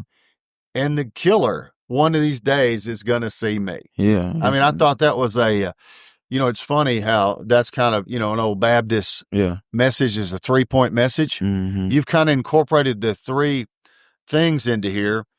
Even Stevie Wonder in the room with me, I bet he's going to see me. Yeah. Right? Definitely. I mean, like, I'm going to be so heard that a blind man can see me. Can see me. Most definitely. Right? And that's, I thought that was pretty interesting on your part, but it you know, beforehand, I think I never studied your lyrics. Yeah. I mean, I'd seen, you know, little to Tampa, right? Mm-hmm. But it seems like things are maybe going good for you guys, or at least they're on the way up. Yeah, most definitely. You know, a lot of big things on the way. Be Witchery coming in October, man. Y'all might, we're going to get ready. Be Witchery me, right? Yeah, Be Witchery. Okay, there was a TV program in the 70s, like Bewitched, right? Was that any influence? Nah, I ain't gonna lie. You didn't even know about that, I ain't know about it, and I gotta pay attention. One of my videos gotta be kind of reference to that now. You know, I was trying to think, I'd made some notes about the videos that I watched of yours just so I could ask some questions about what some of the stuff meant, because I thought it was interesting. Right. You know, tell us how you've had some pretty good people, Tawan Visuals and Jerry, you know, the videos that you put out. I mean, the first ones were just a picture of you, like Sweet Union and the songs, right? Audio, right. Just audio, just like Houston is still to this day. And Charlotte. But I'm gonna fix it. But every video you've ever had made seems like it's high quality. How do y'all get that done? I mean, do they do it for free and take a back end deal? Business, you know, we gonna make sure we get the business done. I always, well, regardless, even before I signed a deal, before I popped off, I always wanted to have the best of the best. I feel like you have to invest in yourself. So even before I popped off and Tampa blew up, I wanted to go to the best studios. I don't care how much I got to pay. I'm going to pay for the best videos. I don't care how much I got to pay, because if you look like something, you invest in yourself, you look like something, sound like something, that's showing people how much you really take serious of your craft. You know what I'm saying? If you wanted to invest, you're going to get out what you put in. I totally agree with you. You know, I really enjoy podcasting. And my studio, I felt like it needed to look like somebody who really cared about podcasting and wanted it to be interesting, successful, right? I mean, instead of just, you know, a camera on a tripod and me in a chair by a garage wall. By another guy. Right. This right here, I ain't gonna lie. He killing y'all. He killing y'all. I mean, this is DGH2 Studios, yeah, man. Don't get hurt twice. Because you know my hook, right? Yeah, don't get hurt twice. You know, I looked at the videos and I thought towards the end, it's fun. People that like you, follow you, they want to know probably some details about you. Like, you know, in the videos, there's no one liquor that you handling. Yeah. Right? Yeah. You handling all kinds. Yeah. So what is Cico P's favorite drink? I like tequila, man. I love tequila, but right now I'm bouncing back and forth, man. I'm a drinker, man. Not saying I'm an alcoholic. No, I hear you. But I mean, what do you enjoy? Like if you went into a bar and I had it lined up for you in my green room. Yeah. And I said, hey, I got everything, man. What do you want? What do you take? What are you grabbing? It just depends on the season, how I feel. Like I'm for real. It depends on the season. I drink differently in the winter weather too. If I want to go to Mexico, I'm grabbing some tequila. I'm grabbing the Casamigos or I'm grabbing the Patron. If I want to go to Mexico, if I want to sit up here and keep it real urban and bourbon, I'm going to go and grab this Henny because, you know, Henny thing goes. You know what I'm talking about? Yeah, so I'm going to grab that. But I don't, you know, Crown, that's for some chill time with him. He like Crown. I don't know why he love that Crown so much, but people may say, well, most of your most well-known songs are about towns or cities. Yeah. So strategy. Why is that straight strategy? Tell us why it's all the towns. I realized with Tampa what it did, but I wasn't really paying attention to it. I just was still looking at it because I wasn't even made it for the sound. But after Tampa, when the light came on. When I made Houston, the light come on. I was just like, I'm out of Houston. I'm in the section with group. And I was just like, I'm going to name this motherfucker Houston. And when I did that, I seen the reaction that it got because the song called Houston. And you were local living in Houston at the time. Yup. So I was like, hell yeah. So when I did the 4 a.m. in Charlotte and I seen what it did for me then, I said, yeah, that's my recipe. You know what I'm saying? After Houston, yeah, I bet you could go right into the VIP line at the strip joint. Everywhere. I mean, they playing it, you know, the clubs, they see me. DJ see me. What up, Cico P? With your country ass? What's up, baby? They you call you that country? Yeah, they say it from time to time. I mean, because I got a guy who works for me. Yeah. And, you know, he went to John Tyler. It's called Tyler High now. Yeah. And he always says, I was always country, you know, because he had to work, right? I mean, he didn't live in the city. I mean, he was a hard worker. Yeah. And he always says I was country. But I guess being outside the big cities, they call you country. Yeah, they always going to call you country. You know what I'm saying? If you're not from the city, they going to call you country. They feel like you're slower for some reason. Right. I mean, and we both know that's, you know, the they are judging a book by its cover and missing everything. Yeah, most definitely. Because, I mean, if you look at your lyrics and you listen, analyze them, you know, like that's somebody who's, you know, there's a lot of thought in that. Yeah, most definitely. No matter, even if they call me country, you want to know something that was a fact. It was only 3 people who went platinum. You know, I want to say last 2021, from 2021 to here, it was only 3 people that had a gold record and it was 2 from Dallas and 1 from East Texas. Well, so all the rappers that was in Houston, except for one, Aaron May, and he ain't even the most popular, but he got some, he good. All them other ones, they ain't got no platinum record. Let's talk about the records for a second. You know, we hear people throw around gold, platinum, you know, but back in the day, in the 80s, that was a big thing because the record sales were not online. Yeah, most definitely. They getting out there and out the mud. I mean, they're making money back then compared to now. The labels was because shit, you got to depend on the splits and what they had going on. They weren't reading it back then. They was just out knowing they was on the road. That was it. But now, you know, when you said platinum or gold, Tampa went how high? What was the highest? It's platinum. It's still growing. Still growing. Right. I mean, is there anything above platinum? Yeah, you got 2 times platinum, 3 times. You can go diamond. Okay. You can go and 2 times diamond is 10? 10 times platinum. All right. What is platinum? How many is that? 1 million? It's 1 million. All right. And is that 1 million on Spotify, YouTube, iTunes? That's just 1 million sold everywhere, like 1 million units sold. Singles, everywhere. albums? Yeah. I mean, if it's a song, it's 1 million singles. When let's say I go after this show and support you, and because I'm going to actually, you know, I can honestly say I don't have Tampa, but and I just made myself a Post Malone weekend, Yeah. Playlist to work out to. You know what I'm saying? Yeah. Like him and Savage, Yeah, Rockstar. totally, I'm it's late to hard. the game, but I'm in it now. Yeah. And but when I add yours to it, how are you paid from a download that says $1.29? Because like when we upload our music on distribution, we upload the music on. They'll tell you what Apple Music charge, what iTunes charge, or Spotify, or what Amazon Prime charging you, what they paying you for this. So how many streams or clicks you get. YouTube, they all round up. Right. I mean, quarterly. there's some kind of really Quarterly. genius business, BMI, EMI. BMI with BMI too. Right. I mean, that somehow is monetized every time something is played on a commercial, even maybe at a football stadium. It's crazy. It don't matter what it is. Right. It's going, But do you make money on a monthly, quarterly, or some base, even if it's a small sum of money? Yeah. You get residuals of some kind? Yep. Now, in the future, Bewitchery, right? That's going to be all you. And is that going to be, a bigger residual and more financially beneficial to you? Yep. And then it, depends on situation. I got a couple situations on the table, as far as distribution companies want to work with me. Of course, with the right marketing, with the right plan and right strategies, I'm going to go from here to here. So hell yeah, monthly, quarterly, monthly, every month, I can be seeing from 50 to 60,000 a month if I wanted to. Sometimes it really, do you think this is true? Sometimes it really just boils down to who a record company or who somebody pushes harder than the next guy. Yeah. Marketing wise. Yeah. Like you can be telling me that, I'll do this and this and this and that.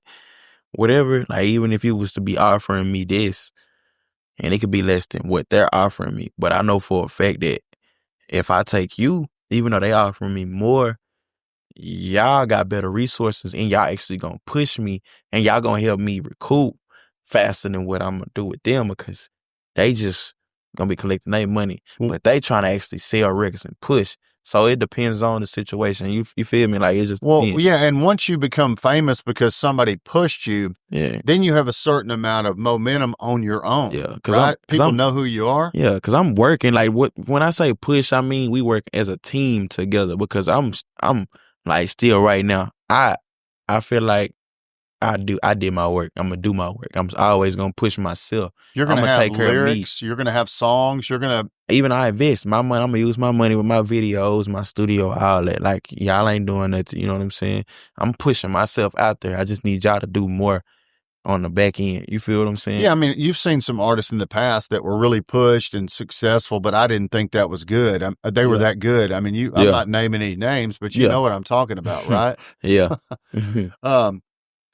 Tampa, obviously, Dog Ties is prominent, but also Omar's Wheels. So let's give a shout out. Shout out Omar. Fuck with Omar, man. I mean, because, it looks like Omar was helpful at the beginning. Yeah, Omar, man, he showed love, man. He didn't even think it was, what Omar say, man. He was like, yeah, man, I ain't tripping. Y'all can come shoot a video. But when it started going crazy and he seen it, he was like, nah, this is my guy. You know what I'm saying? Like, where's Omar's Wheels? He's in Dallas. He in Dallas, man. Y'all go tap in with Omar, man. Yeah, because, I always wondered where that was because, obviously that was a straight-up rim house. Yep. Right? Yep. And then the truck, that was his truck. He got all type of stuff. Lamborghini, man, big Rolls wheels, Royce. looks good. Looked like a big operation. Man, he doing his thing, man. I mean, anybody who likes to drive what they call a slab. I got it. A slab, right? I don't know. Yeah, I hear you chatting. If you got a slab, man, you got to have some rims. You got to have some forges on there, man. You got to have some rims or something. So Omar's Wheels, man. I mean, it's prominent. There's the drone footage sitting on top of the roof, and then there you are. Yeah, I can't remember where Montre was. If he was, was at the club. That was at the house party we had. Man, we had the little B&B. There's always got to be a house party. Yeah, you got to let people know that's what we doing. Ain't that right, Chris? I thought the Samoa video it looked good. Yeah. That was one of the ones that had a gun in it. It was just one guy flashing it. I didn't connect it why it was in there. I shot that with somebody else too. I shot that with Marcus Will. Okay. Yeah. It was just because it was around me. You know what I'm saying? It was there. Yeah, I mean, the extras, you can't always control the extras that are in it. Oh, okay, so I know which gun you talking about when you saying somebody else. Because Samoa, I flashed that one by myself. But you talking about Dirty. When my cousin Wu had the chop, he had the gun in his hand. He was doing like a guitar. Yeah. Yeah, it was just, you can't control the extras, man. Whatever the extra. But I tell them to limit it, though. You know, if you're going to show it quickly, but get it out of there. We ain't finna make that about no. And they props, by the way. Yeah, because Dirty is where you had Maxo Cream. Yeah, Maxo. Shout out Maxo, man. And Maxo is, he comes from where? He's from Houston. He's from Houston. He's a Houston rapper. I noticed he seemed like, I don't know this if you're just watching and you're just judging jewelry as a barometer. He seemed bigger than you, was he? Yeah, he's been actually rapping for a while. You know what I'm saying? He had bigger stuff. Yeah, he's been rapping for a while. He was working the Raiders gear, right? Yep. He was staying neutral, staying off. He was trying to lay low, huh? Yeah, he's just chilling, man, staying low. But he was in Dirty with you. Did y'all shoot that in Houston? Yeah, it was in Houston. Yeah, because I didn't notice. You know, I've seen a couple of videos where I noticed looked like it was Jacksonville. Yeah, see me. Let's see where Jacksonville. Wait, what's in Jacksonville? There's Dirty, right? I was in Houston for Dirty. Yeah. You got another house party. They don't look like a house party to me. Yeah, man. Look like a bunch of guys about to go get somebody. It was at the spot. See that dude right there? Yeah. You got the cops. He was a bounty hunter, man, trying to grab somebody. Oh, is that what it was? Yeah. What have you heard of that, or have you known people that, you know, didn't show up for court or whatever and the bounty hunter came around? That's different. I mean, is that a thing? Yeah, it is a thing. People always jump bail all the time. People don't like to, I don't know, they be weird. Like, you could have a misdemeanor. I know somebody who had a misdemeanor and still jumped bail and ain't still running from the laws and had to get caught to go to jail. Really? He could have just went to court. Yeah, it would have been a lot easier. Yeah, I don't understand. Well, I was trying to think of another one that I saw that I thought was interesting in my notes, because you had so many videos, and I was surprised that you had so many videos that were made, and they seemed high quality for many of these songs. Like Big Pimpin' was one. Yeah, Big Pimpin'. Did you like that one? Yeah, it was cool. You know, I could have did more on Big Pimpin'. I like Big Pimpin' because of the song, but you know, me and Jerry, we was just going with the flow. I like to add it up that I made him. Yeah, pull up the add it up. I mean, because I know you said that earlier before we started that you liked add it up. I shot this one with why I can't think of bro name right now. Mark. NBA young boy videographer. It'll come to me. Richie. Yeah, Rich Porter. We saw this lady with the you know, crazy eyes there. Yeah. What are you trying to tell us? She's a demon?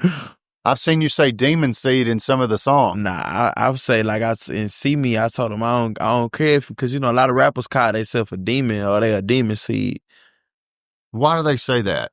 Because they want to be, I don't know, call themselves tough or whatever. They try to scare motherfuckers. Is that what it is? Yeah. Just trying to act like they've gone over to the dark side. Right. They're playing with something real dangerous, and if you mess with them, you might get hurt. Yeah, that's what it is.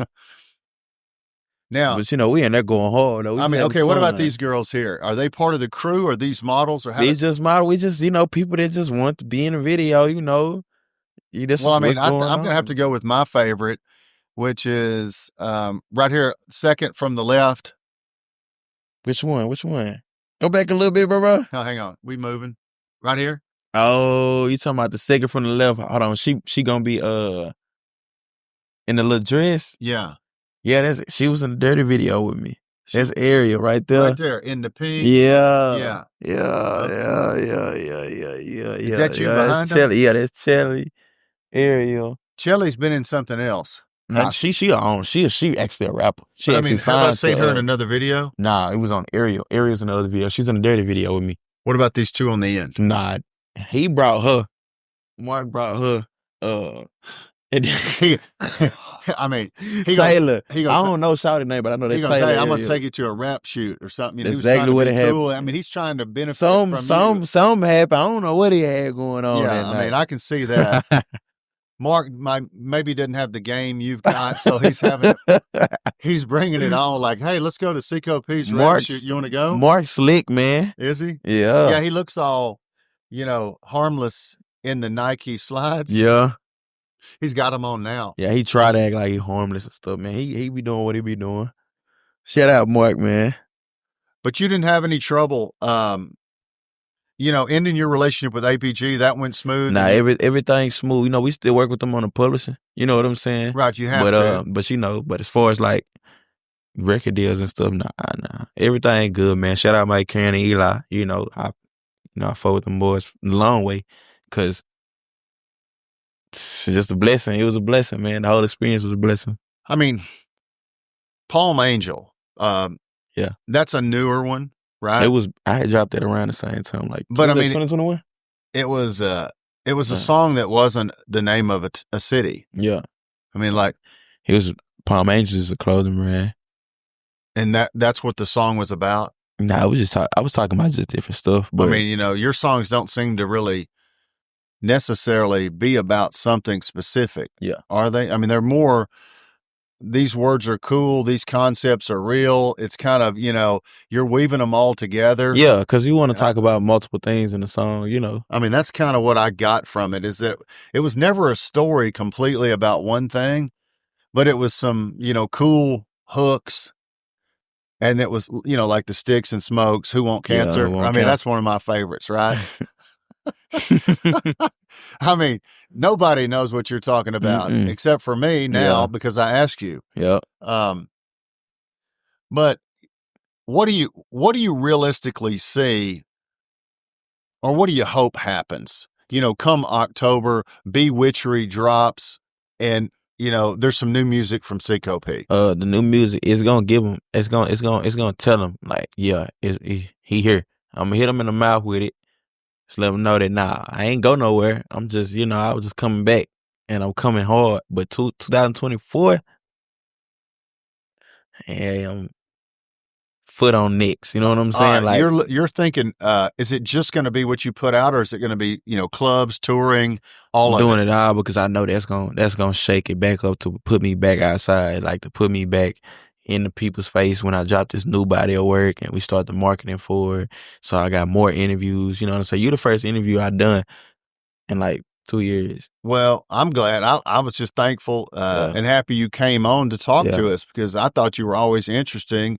And I was always curious why after Tampa, you didn't blow up like the comments in your video section that people say the same thing. Yeah, I feel like it just worked out for the best. I feel like I blow up. Now it's 100% me. You know what I'm saying? Well, that'll be if that happens, that'll be the best part for you. Yeah, man, I ain't gonna lie. It's about to happen, man. Do you have people helping you, since you're independent now, to push it when you drop Be Witchery? I'm not even gonna lie. Since people find out I'm independent and they seen I posted that I went platinum and I'm independent, a lot of other artists been tuned in trying to figure out, damn, how you get independent. Like, what's going on? They paying attention. How'd you get out of the contract? Yeah, now they paying attention. Like, damn, I know he finna do some shit. He finna do something. Like Suge Knight in Straight Outta Compton. Yeah. I'll take care of your paper.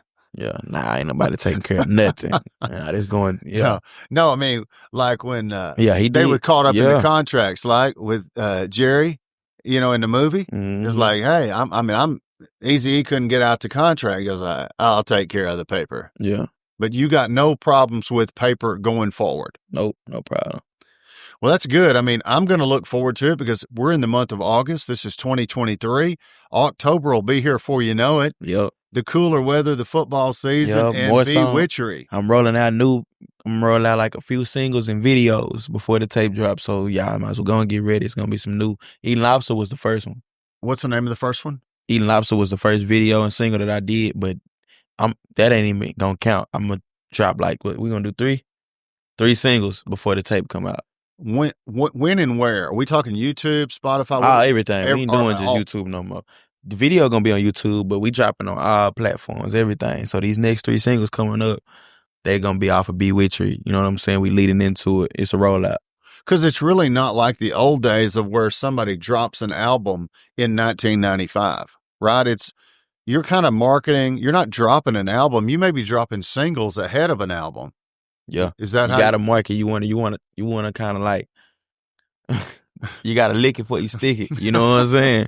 You gotta make sure it's right. So you wanna lick it before you stick it, for sure. Yeah, I mean, that's a good analogy for things working out the way you want them to. Most definitely. Most definitely. You know. Well, how are you going to follow when you start dropping the videos and sing? Are you going to follow this with touring? And if so, where are you going? All that's gonna come, man. I'm not even gonna lie. We going back to the West. We know that. California. We going back to the West. I'm just saying West Texas, like Lubbock. You know, okay. Schools, football, you know, they book me like crazy. Yeah, you're right. I mean, Lubbock is probably a great college town for somebody, right? I mean, you can throw out hey, you know, I mean, I went to high school with Patrick Mahomes. Man, they was just booking me before they even knew I knew Pat. Like, really? They was just booking me like crazy. I ain't gonna lie, I'm going everywhere. I'm going to Tampa this go around. I'm being Florida. You should go to Tampa. I'm going to Charlotte, Seattle. For sure. I'm going to the Bay Area. You should go to Houston. You should go to Fort Lauderdale. You have a song. You should go to Tampa, and you should go to Charlotte. Yeah. And you should have a concert at a club that's open all night, and you started at 4 a.m.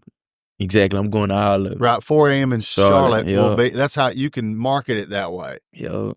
Well, Cico, I mean, I really enjoyed this. This has been interesting for me just to learn about your career, yes, sir. How much you've done. Mm-hmm. You know, from basically when you were about 20, you hadn't really been in this thing that long, have you? Nah, I had to really be real, I was 2021 when I popped.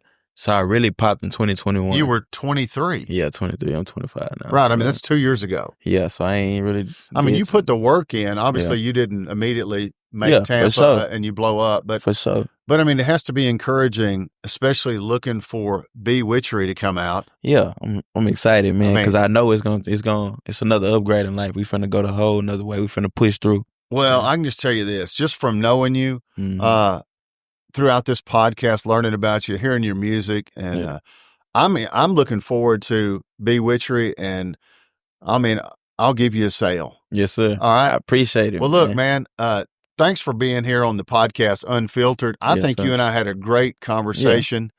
Yeah. I think it was about as unfiltered as it could get. Real unfiltered. I mean, right? Yeah. Because, I mean, I think that's what people want to hear. They're tired of people saying things that everybody knows is not true. Right.